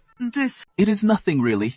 Just a simple packet of medicine. I heard you'd caught a chill, so I bought some remedy for it, though I wasn't sure if it would suit you. But it worked perfectly. I recovered right away. How could it not? That is a relief. Oh, by the way, this sachet I picked up in the peach grove the other day. It must be yours. You must have dropped it. So it was you who found it. I thought I'd lost it forever, and searched everywhere for days. If I'd known it was so precious to you, I would have brought it back to you much sooner. This is a calming sachet, one I made myself. It is fate that you were the one to find it. Young Master, you brought timely aid in my hour of need, sending me medicine when I was gravely ill. In gratitude, I offer you this sachet. That explains why I've been sleeping so soundly these past few nights. I simply placed it on the table by my bedside, without carrying it on me. Wanruo couldn't help but cover her mouth with a smile. Young Master, with your imperial exam so near, if this sachet brings you peaceful slumber, then it is worth every stitch. If you like it, young Master, later, I'll craft another invigorating sachet for you. Keep it close, and it'll sharpen your focus during those late-night studies. Truly, my deepest thanks, miss. The hour grows late. I'll take my leave first. You're back.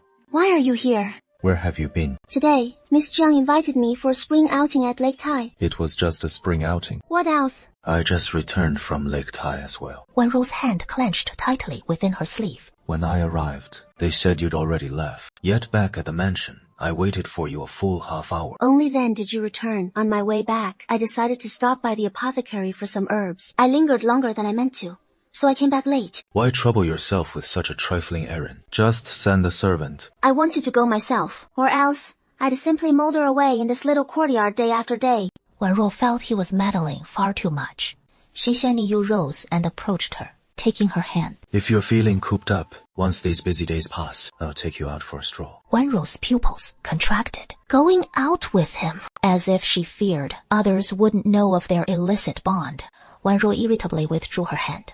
Just tend to your own affairs. I'll go out on my own when I wish. Don't come seeking me out. It'll only bring trouble if we're seen. Shi Xianyu's face darkened abruptly, seizing her hand, pulling Wanruo stumbling into his grasp. You call me trouble now. You're already betrothed. With court matters pressing in besides, there is truly no need for you to concern yourself with me. It is because I insist on meddling. Shi Xianyu fixed her with a stare, his icy gaze seeming to pierce right through her. I haven't taken you as my concubine yet, precisely to spare you hardship in the days ahead. After the wedding, I'll petition the old madam for you then.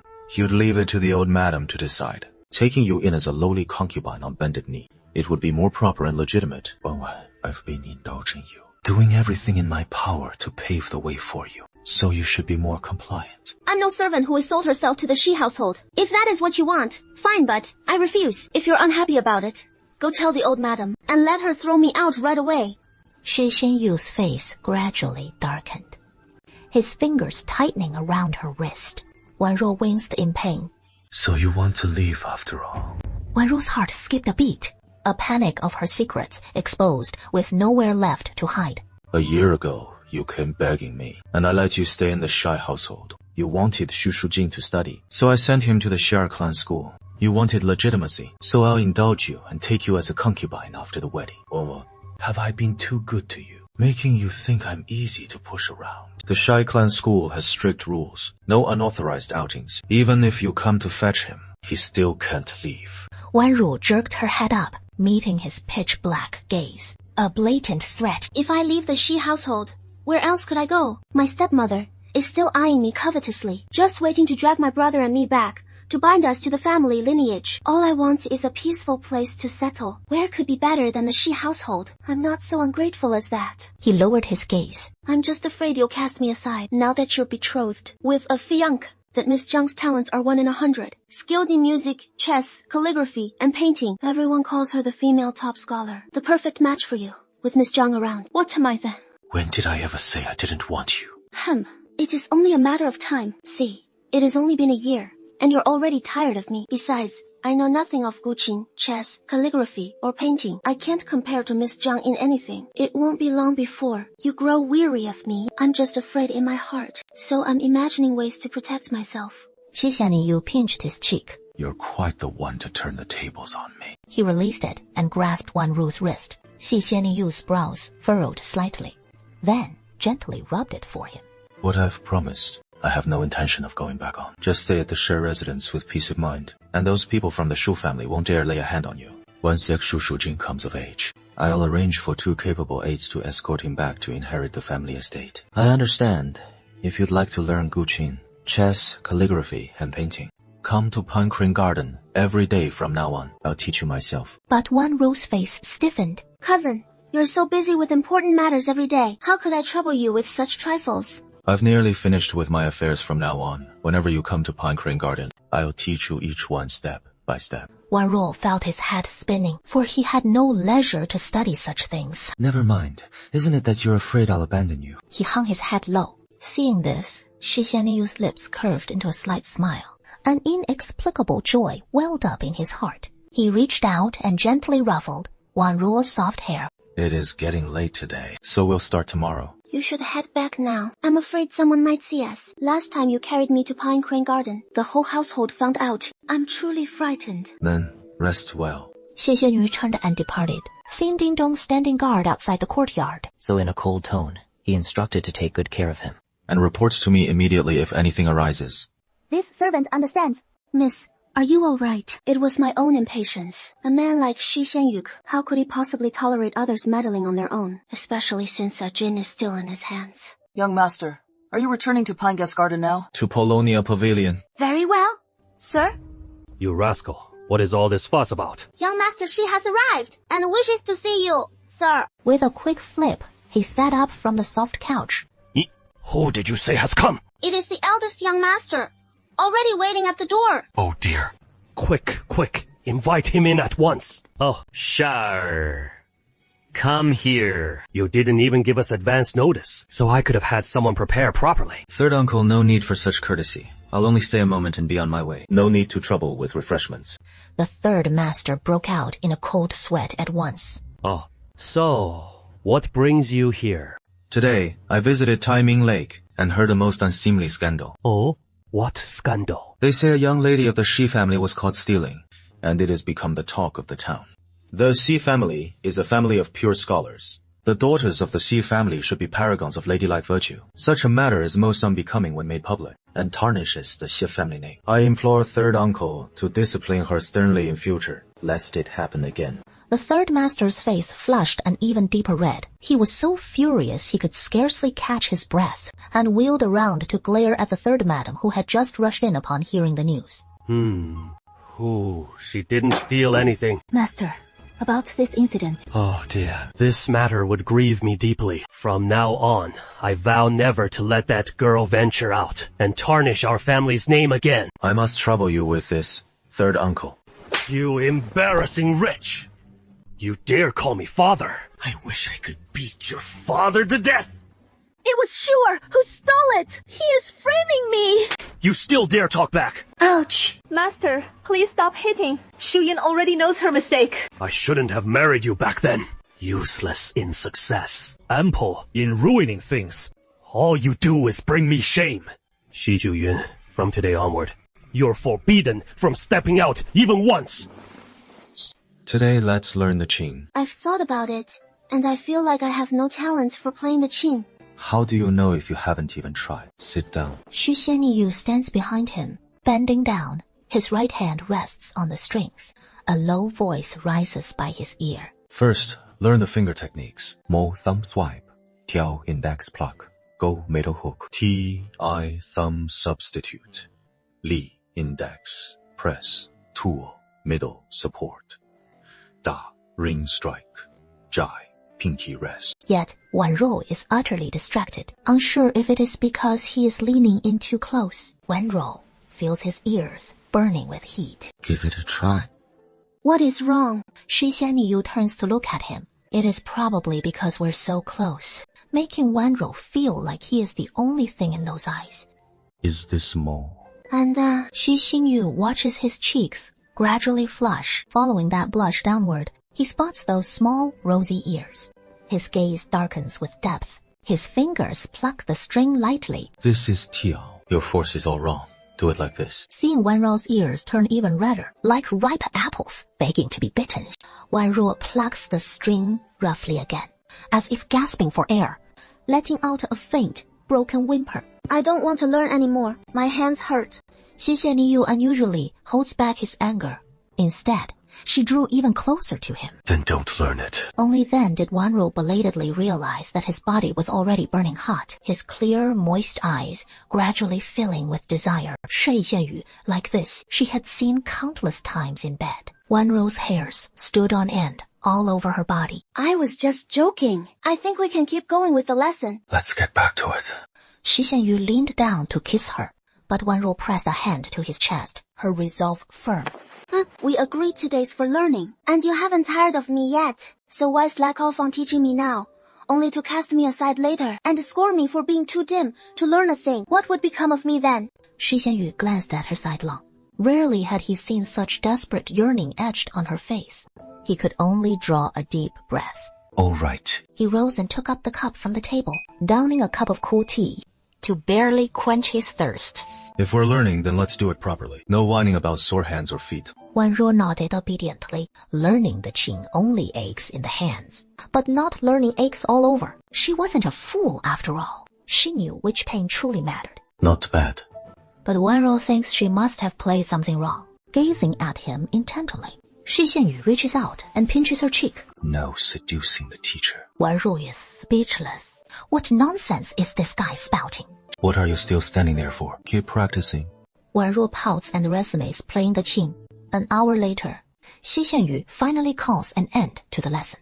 Wan Rou slumps, utterly exhausted. Then I'll head out first. Where do you think you're going? Come here. Shi Yu heads to the slim shelf behind the desk. Wan Rou pauses in surprise, then follows him, pulling Wan Rou down onto the soft couch.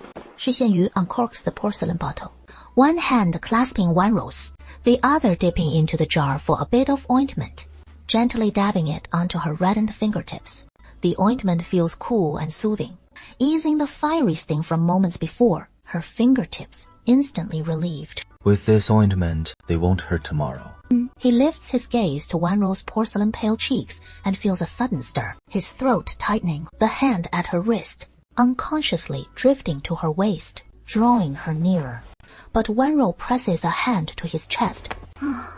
It is getting late. I should go back. Stay a little longer. Xie Xianyu grips her waist, pulling her into his arms. My illness isn't fully healed yet. I think you're almost better. My hands still hurt. So no hands this time. Wan Rou's face flushes crimson. He is growing more shameless by the day. Too lazy to come up with more excuses, she simply turns her head away. I don't want to today. Xi Xianyu raised his eyebrows slightly. He has been quite short-tempered lately. Never mind. Wan Rou lifted her gaze in slight surprise, looking at him. He wasn't angry, and even let her leave. Aren't you leaving yet? Wan Rou immediately stood up. Then I'll head back first. Then she turned and walked out. She thought she knew Shi Xianyu well, but now She seemed to understand him less and less. The next day, Wanrou prepared to go to Songay Garden for her Qin lesson as usual, but Kuizhu arrived at Kyushu Kui courtyard ahead of her. Qing'er had just returned, saying that the young master wouldn't be back today. He had to stay in the palace for official business, and instructed the young lady to practice the fingerings from yesterday's lesson on her own. Wanrou breathed a sigh of relief. He was finally occupied. Cousin is truly hard-working. Miss, don't worry. The young master said he'll be done with his duties by the end of this month, at the latest, and then he'll have time to properly teach you. Then we'll have to wait until next month. Yet Kuizhu placed the Qin she was carrying on the table. The young master asked this servant to deliver the Qin so that you may practice diligently. Wanrou frowned at the sight of the Qin and absent-mindedly agreed. Just leave it there. The young master said that upon his return, he'll check your progress. If there is no improvement in your technique, future lessons will be extended to 2 hours each day. Wanrou forced a smile. Understood. The young master is certainly dedicated to your instruction. Even while attending to palace affairs, he still remembers to urge you to practice the Qin. He is just afraid I'll have it easy. If I can pass the Jinshi exam this time, I wish to ask for your hand in marriage, miss. Wanrou was momentarily stunned. It was my presumption. Please don't hold it against me, miss. Then if you don't pass, you won't marry me after all. Will you? Young master, focus on your studies without a care. Do all you can, and leave the rest to fate. With that, she turned and walked away. Ling Han stared blankly at her retreating figure, only then belatedly realizing his true intent. Even if he failed the exam, she would still be willing to wed him. Hey, I heard there is an affair brewing in the East Courtyard Zen Room. Deng Zhen, you saw it? Someone actually witnessed it. And word is, it is a noble lady from a great house, no less. The pair, all entangled in embraces, slipped off to the East Courtyard. Who doesn't know the East Courtyard Zen Room has lain in ruins for years, never mended, and utterly deserted on any given day, sneaking away like that? What else could they possibly be doing? The man hurried off, smirking lewdly. Wanrou's steps faltered.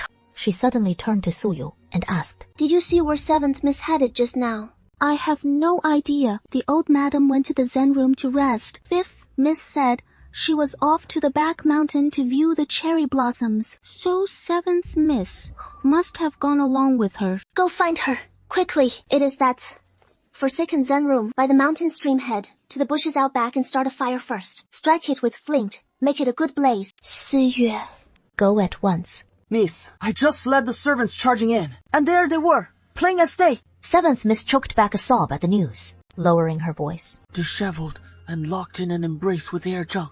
The maid followed the young lady's instructions, knocked those two out, had the old servant change 7th sister's clothes before carrying her out. Thank you so much. No need to thank me. I'm strong and used to handling such rough work. Just call on me anytime, miss. Please keep this matter quiet. Of course. Rest assured, miss. These men all serve the eldest young master. They're tight-lipped and won't breathe a word. But we should still inform the eldest young master. Sister Wanrou! How could you be so foolish as to trace illicitly even in a temple? Do you realize that if this gets out, your life will be utterly ruined? I didn't mean to betray. It was Air Zheng. He heard my tragic story and pitied me. He comforted me. I was crying so bitterly at the time. I didn't know how it happened. Sister Wanrou, please don't tell anyone. Our 3rd madam will beat me to death. And now you know fear. Do you know how I found out about your illicit tryst? A crowd had gathered outside the abandoned Zen room, gawking at the spectacle. A man and a noble lady inside the forsaken chamber. Rumors of their affair had already spread far and wide. Such a clandestine deed. How could it become known to all? As for whether this was deliberately leaked, that is yet to be seen. But if your scandal erupts today and spreads to every ear, not only you, but every woman in the Shi household will be disgraced. By then, it won't be just 3rd madam's punishment for you. It'll be far worse. You're stirring up trouble for me again. Things have been urgent lately, so I had Qing'an lend a small hand. By setting the mountain ablaze, rushing into the flames to grab someone, and giving the Heir of Zheng a sound thrashing, and you call that a small matter? I won't dare do it again. I think you dare plenty. But once this blows up, it is ultimately a scandal for the Shai family. I was only thinking of preserving the Shi family's reputation. Besides, the Duke of Zheng's household is already entangled in the tax deferral scandal, and this stunt, by the heir of Zheng is most likely meant to tie him to the Shai family, forcing you to find a way to clear the Zheng's name. Xi Yun's eyebrows arched slightly. So in that case, you've done us a great service. Wan Ruo sized up his expression. The Zhengs embezzled a whopping 200,000 taels of silver in the tax deferral case. The facts are already clear, and the Zhengs can't possibly escape justice. Your spot on the heir of Zheng is just trying to stage an illicit affair with a Shai daughter. Once the rumor spreads, he'll come knocking, either to propose marriage or take her as a concubine, binding the Shi and Zheng families together. And naturally, I'd have to help cover up the Zheng's embezzlement. The Zhengs are like cornered dogs, lashing out desperately, facing death, resorting to such desperate measures. If today's fiasco really blows up and becomes public knowledge that Shi Shulin met privately with the heir of Zheng, will you really exonerate the Zhengs? Or would I make him commit suicide to atone? Uncle Wan's face stiffened, a chill creeping into his heart. You're quite the bleeding heart. Meddling in such a rotten mess. One wrong move, and you're dragged right in, ending up with a heap of needless trouble. Xulian was the first friend I made after coming to the Shi household. He has taken great care of me over the past year. This time, he lost his head and committed a grave error. I can't just stand by and watch him face death. My care for you isn't any less than his. Yet I've never seen you repay me with such gratitude. Wan Ruo frowned, thinking to himself, I've wasted a whole year serving him. I won't dare do it again. Shi Xianyu's eyes narrowed slightly, sensing that Wan Ruo was saying one thing but meaning another. He pinched Wan Ruo's chin, forcing him to look up and meet his gaze. Let's settle this account first. As for today's incident, pretend it never happened. How will you thank me? Wan Ruo bit his lip. Even if I pretend it didn't happen, I still have to thank him. He really won't let himself lose out even a little. His slender fingers traced the intricate patterns on Xu Xianyu's chest, slowly sliding upward until they rested on his shoulders. Xu Xianyu's throat bobbed, his lowered gaze fixed on him as Wan Ruo's hands climbed onto his shoulders. He lifted his head and kissed the corner of his lips, murmuring softly, Is this thanks enough? Xu Xianyu's deep, shadowed eyes locked onto him, his voice low and husky. Not enough. His large hand then gripped Wan Ruo's lower back, pulling him firmly into his embrace, lowering his head to kiss him fiercely. Wan Ruo let out a pained whimper, wanting to pull away, but it was already too late. Xi Xianyu held him tightly in his arms, leaving no room for escape, prying open his teeth, claiming his sweetness. Wan Ruo's tongue went numb from the kiss, whimpering as he clutched at his official robes, crumpling them in his grasp, yet unable to push him away, his breath stolen away. Suddenly, regretting the mess he'd made. Young master, the elder master requests your presence in the main courtyard for a discussion. Wan Ruo panics, as if it is a grave matter, hurriedly pushing him away, only to have her wrist seized and pulled into his embrace. Xu Xian spoke impatiently. I'll go tomorrow. The elder master says it is a matter of utmost importance, and insists you go at once. Hurry along then. The elder master summoned you on a whim. There must be something pressing to discuss. You stoked the flames, and now you're shoving me out the door. He pinched Wan Ruo's cheek. I'll deal with you when I return. With a scowl, he strode out the door. Father, This time, His Majesty summoned you to the palace again. Is it still about the salt tax case? Yes. We've been investigating this case for so long now. There should be some leads by now. It'll be closed by month's end at the latest. Don't worry, Father. This case reaches far and wide, with many noble houses in the capital entangled in it. These past few days, plenty have come pleading for leniency. The Duke of Zheng's residence, the Chen family, and the Lai family. Father, the Shai family has upheld integrity for generations. Are you asking me to show favoritism? I'm afraid you'll make too many enemies. Do you know why His Majesty is so furious? His Majesty seeks a keen blade to purge the court's corruption. But it is not so straightforward. You've already offended too many. It won't end well for you down the line. Are you worried about the enemies I'll make? Or about me dismantling Prince Jing's faction? You insolent wretch! What utter nonsense! The Xi family has always served as impartial officials, never forming factions or cliques. And I have no ties to Prince Jin. If that is so, Father needn't get so worked up like this. If there is nothing else, I'll take my leave first. Lady Cousin waited quite a while, but the young master was late in returning. It was nearly nightfall by then. That is when she finally left. And she was ever so obedient about it. As I approached the desk, I spotted 2 large characters inked on a sheet of rice paper. Thanks. and beside the paper lay a sachet. It was something the lady left behind, saying she'd made it especially for the young master. Does this sachet soothe the spirit? Xu Xian let out a cold snort, dismissed with such a trifling trinket. You may withdraw. Why hasn't eldest young Master Shi come yet? It is Sister Shuizhen's birthday banquet, after all. Young Master Shi is tied up with court duties. How could he possibly spare the time for a birthday feast? It is that Yan tax case he is investigating too. A matter of grave importance. No room for rash moves or meddling, please. Especially now as it is winding down. It is only natural he can't break away. If he could manage to slip free, he'd be here in a heartbeat. But I've heard whispers that young Master Sha keeps a woman on the side in secret, and holds her in high regard, no less. Nonsense! My big brother has always kept himself above reproach. He'd never stoop to keeping mistresses. Like those foul men out there. Those ridiculous rumors. I don't believe a word of them. Someone who clings on shamelessly, living in another's home. What kind of decent person could they be? Who knows? Perhaps she is already scheming in her heart to seduce some man and soar to power overnight. Wenru turns back to glance at them, meeting their defiant stares. What are you gawking at? Or could it be, we've wronged you? Evidently, you're the ones plotting to seduce a man and climb the ranks swiftly, so why else would you doll yourselves up so extravagantly, just to flaunt yourselves in public? Such audacity! Wenru rises abruptly and strides straight out of the octagonal pavilion, as the two women charge forward, blocking her way. Think you can just walk away? What a sharp-tongued wench you are. I must be an orphan without a scrap of upbringing. To put up with them deliberately goading me like this. Heaven knows what they're after. Wenru shoves them aside and starts to slip away. The two exchange a quick glance, then grab hold of her at once. The other maids and matrons swarm around them, shoving Su Yue, who was about to rush forward to protect her, to the rear. They deliberately shove Wenru with brutal force, and in an unguarded instant, she falls right into their trap, tumbling straight into the lake. If this is truly a setup, they'll have to suffer it all together. With a series of splashes, all three tumble into the lake together. Zhang Xuezhong stands at the lake's edge, watching intently. Seeing this, she calls out immediately. Quickly, go save them!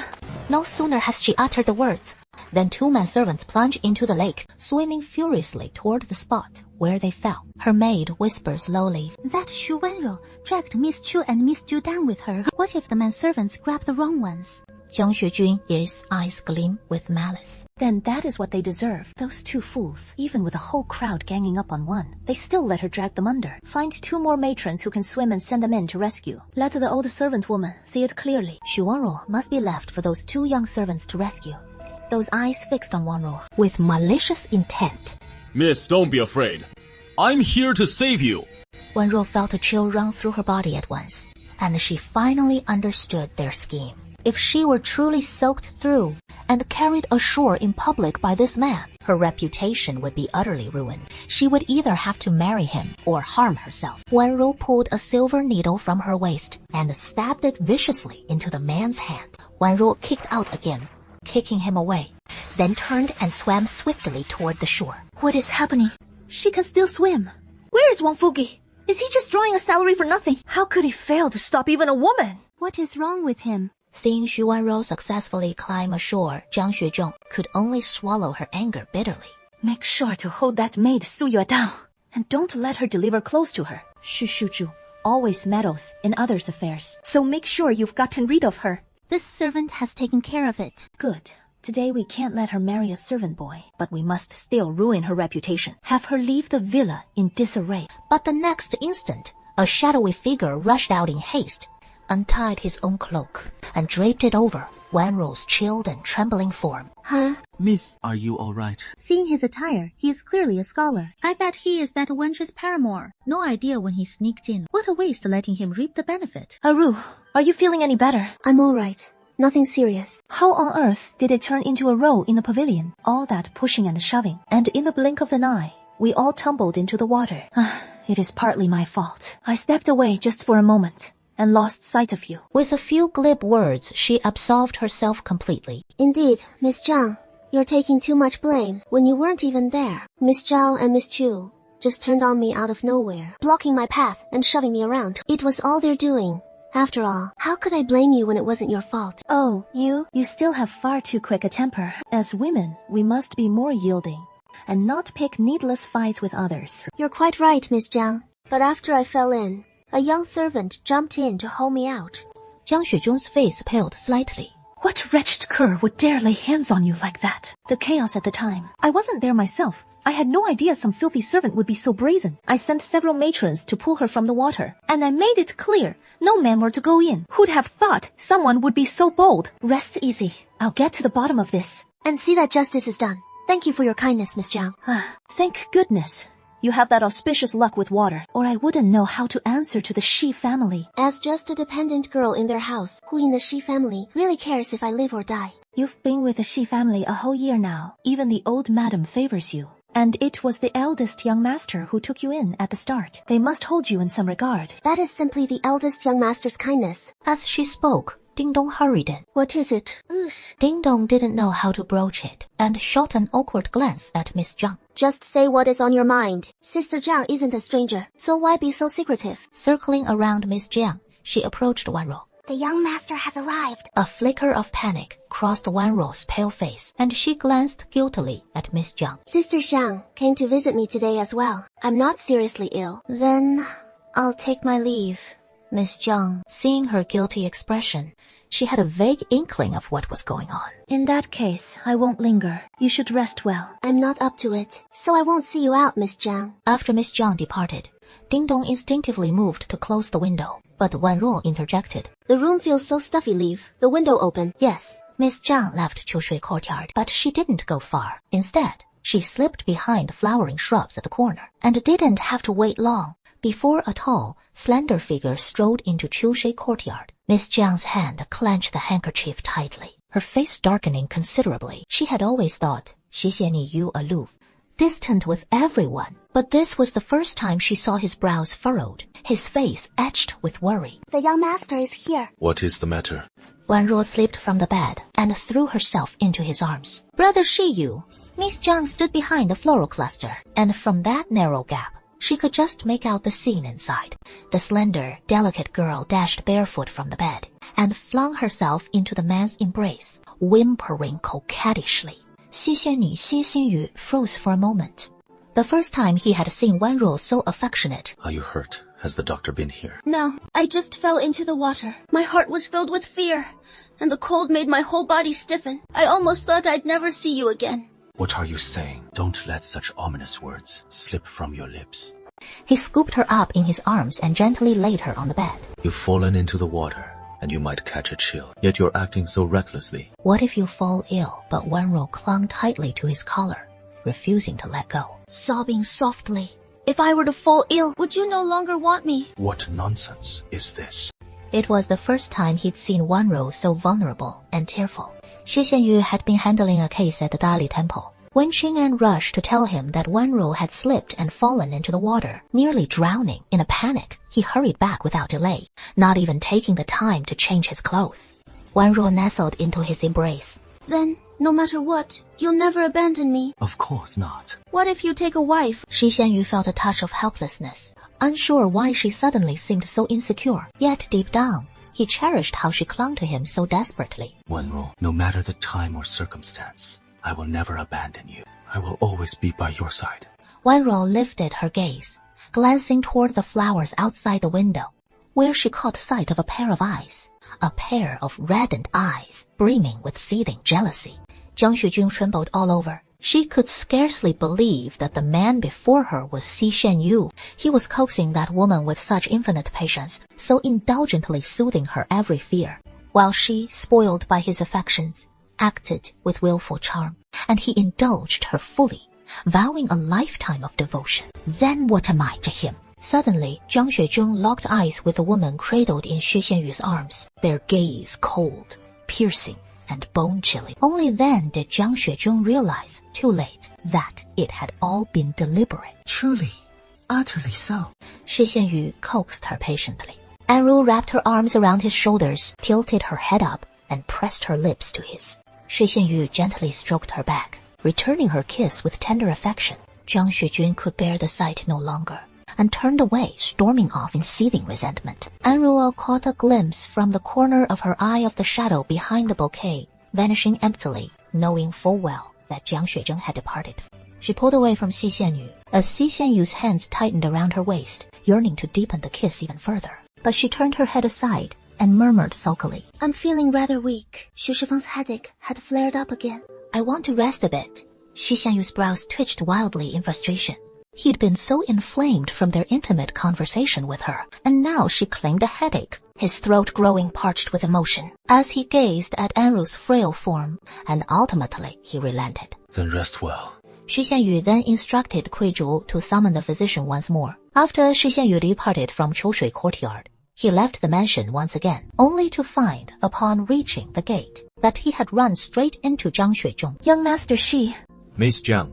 I just came to visit Miss Xi, as Miss Xi had the misfortune of falling into the water today. I'm deeply worried too. It is all my fault for failing to watch over her properly. I never imagined she'd quarrel with someone else, only for the tussle to send her tumbling into the water. She has no fondness for crowds, so for banquets like this in the future, it is best not to invite her indeed. But fortunately, a scholar came to her aid today. Otherwise, Miss Xi's fall into the water this time would have left her in utter disarray. After all, for a woman, catching a mere cold is a trifle, but her reputation is paramount. Shi Xianyu halted in his tracks. That scholar must be someone acquainted with Miss Xu, as Miss Xu had fallen into the water, her clothes utterly soaked through, when out of nowhere, a scholar burst in, unfastened his own cloak, and draped it over her just in time, lest she suffer even greater embarrassment. Shi Xianyu's gaze darkened slightly, and without another word, he turned and walked away. Zhang Xuejun watched his retreating figure, her face twisting bit by bit. Don't fret, miss. This seductive vixen actually dares to entice man, but young Master Shi will surely see through her true colors. Zhang Xuejun forcibly suppressed the jealousy surging in her heart. She is nothing but a plaything,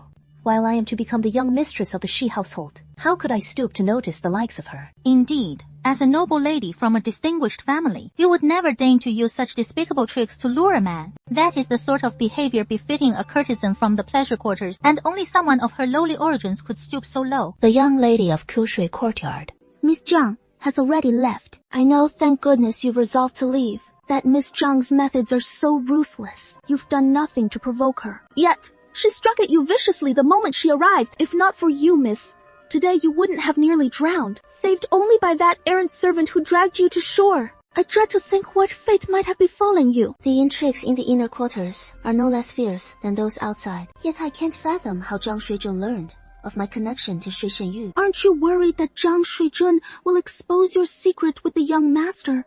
If she wanted to expose it, she would have done so by now. She is simply afraid I'll seize this chance to gain legitimacy and enter Shi Xianyu's chambers as his concubine. That is all. No wonder she schemed to trap you here today. She hasn't even crossed the threshold into the family yet, and already she is acting so tyrannically. When she truly becomes the wife, how could you possibly have any peaceful days left? Wanro holds no fear of her, but to waste away in this inner courtyard, scheming day after day, all to vie for a man's fleeting favor. What meaning is there in such a life? Wanro drank the herbal decoction and sank into a hazy slumber. Suddenly, Shi Xianyu's somber face loomed before her, his hands clamped around her throat, his slender fingers tightening inexorably. Wan, how dare you deceive me?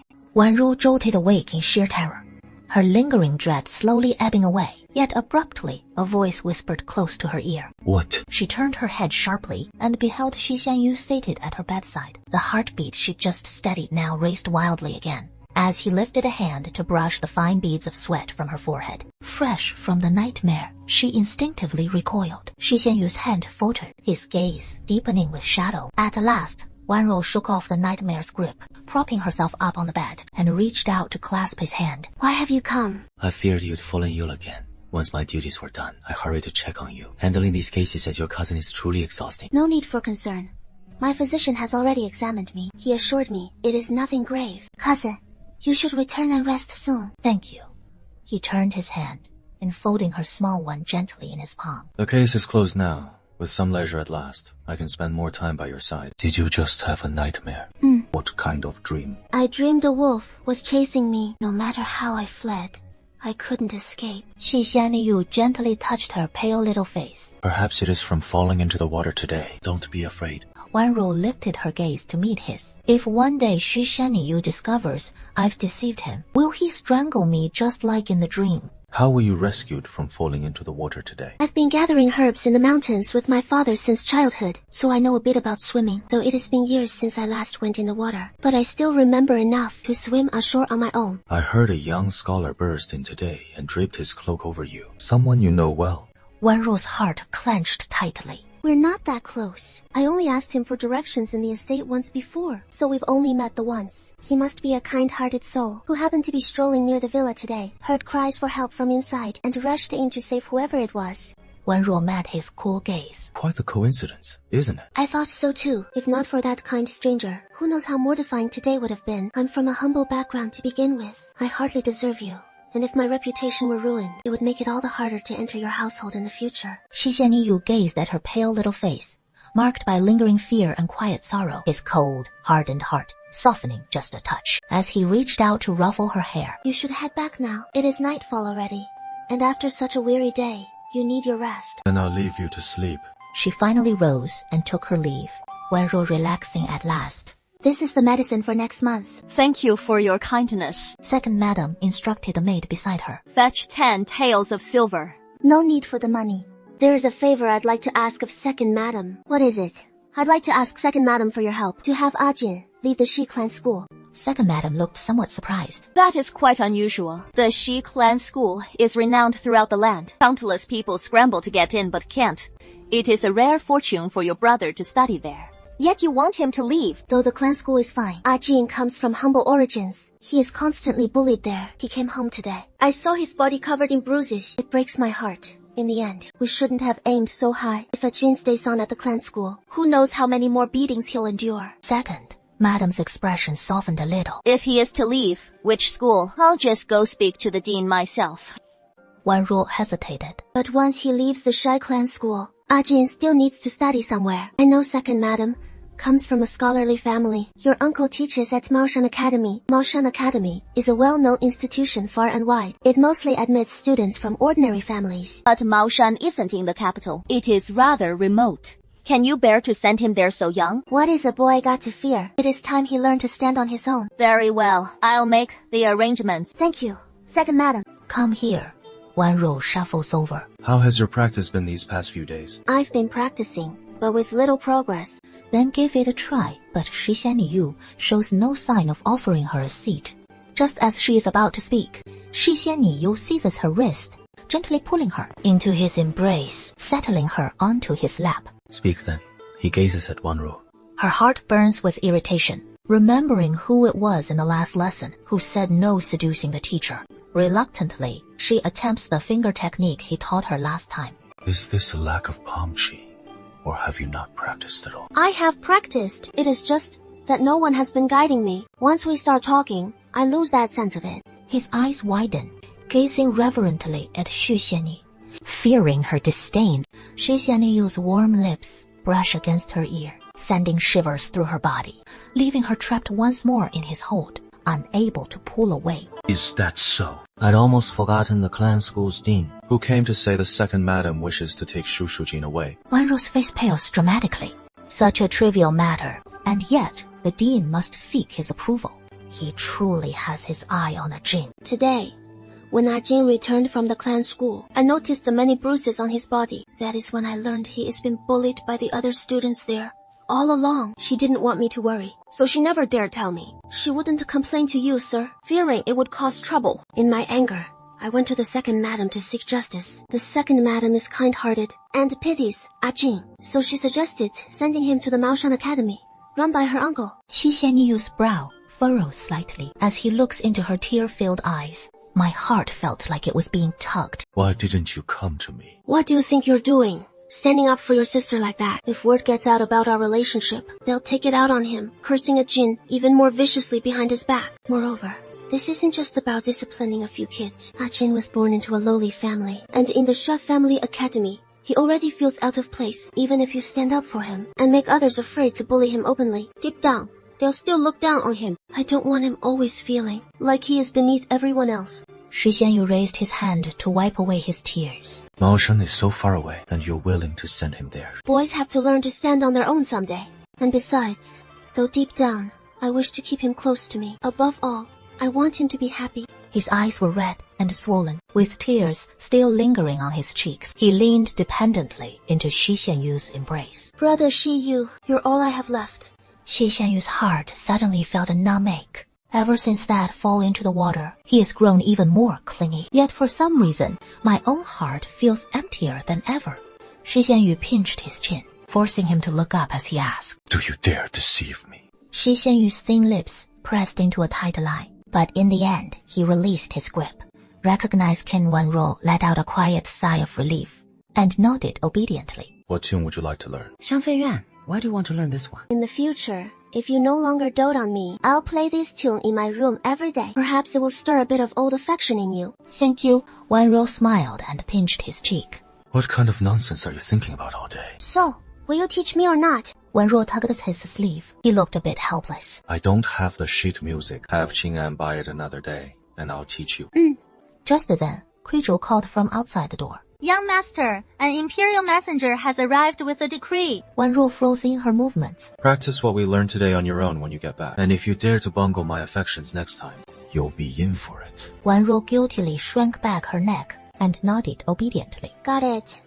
Xie Xianyu strode out. Wenruo didn't linger long either, and left Songgei Garden. The servants in the mansion soon spread the news. The young master has been promoted to junior minister of the Court of Judicial Review.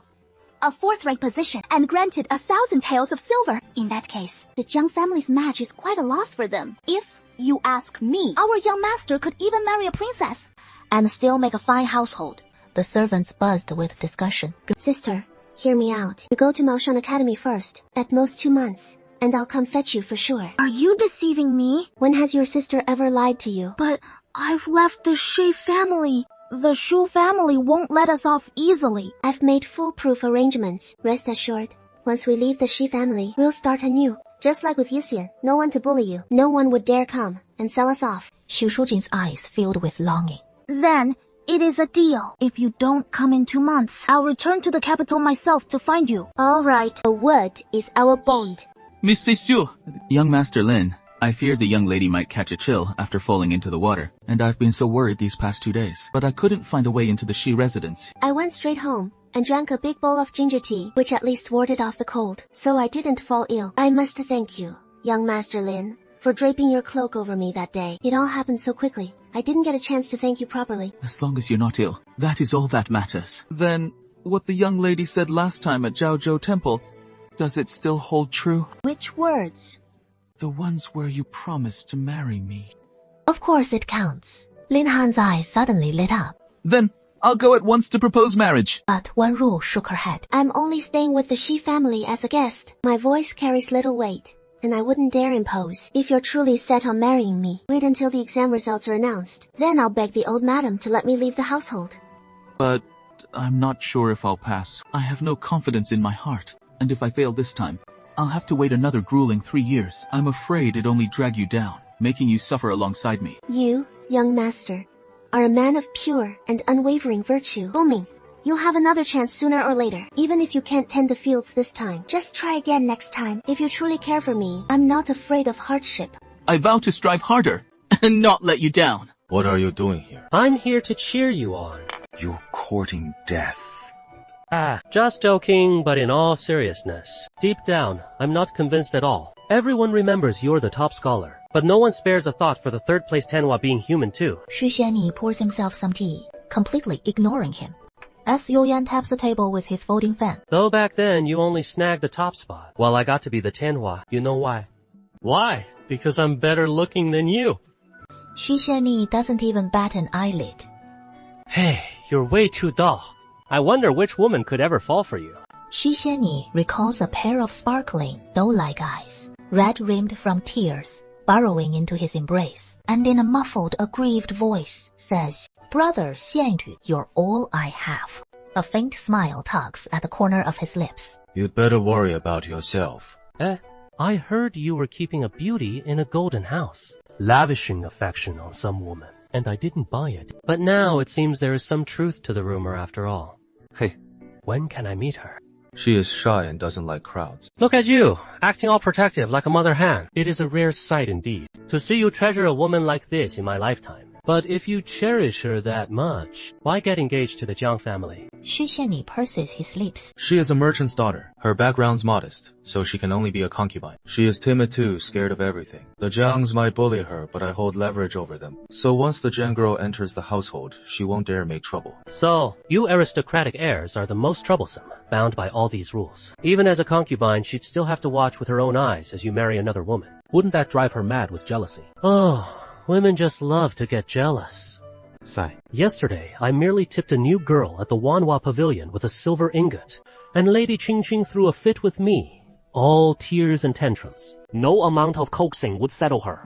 Hey, listen. Don't buy into all that virtuous and benevolent drivel written for wives and sons-in-law. Tolerant and generous, women's petty grudges are sharp as needlepoints. Shi Xianyu's grip on the teacup suddenly tightened, as if the prospect of taking a wife had never troubled him at all. His expression cooled a few degrees. Her temperament is so gentle and compliant. She never makes a fuss. Who knew there was a woman so perfectly behaved? Su Yan found it utterly inconceivable. What would you know? Fine.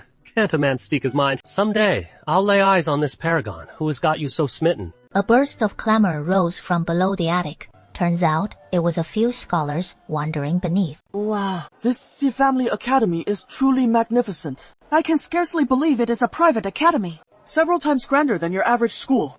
The Xi clan has always prized scholarly education for its heirs, and the instructors must be Jinshi graduates no less. How could any ordinary academy hold a candle to it? Let's go. In just a quarter of an hour, young Master Shi will soon begin his lecture hall session. My deepest apologies. I lost my composure just now. Ling Xiao. Are you all right? Lin Han straightened his robes and said with a smile, I'm fine. Shi Xianyu's gaze fell upon this man named Lin Han, his eyes narrowing slightly as a vague memory stirred. He felt he'd seen this face before. Someone suddenly scooped up a sachet from the floor, teasing with a grin. Hey, Lin Han, whose girl sent you this sachet, eh? He lunged to snatch it back. That is not it! How is it not? We're from the same town. I've never seen you carry a sachet the whole journey. It must be from some girl. Hey, I always knew you were the quiet type, skipping out on drinks every time I call. It's sneaking off to pine away for her behind our backs. Xu Xianyu's eyes locked on the sachet held high in the man's hand, his clear, limpid gaze turning stormy in an instant. The lotus-shaped teacup trembled and shattered, scalding tea spilling across the back of his hand. Su Yan jumped in fright. You... Shi Xianyu rose with a darkened face and strode downstairs. The clamor below carried on unabated. Give it back! Hey, if you don't come clean, I won't give it back. I told you, it is not stop spouting nonsense. You're ruining her good name. Still denying it. Look at you, guarding it like a mother cow her calf. How could I not be curious? Han-peish?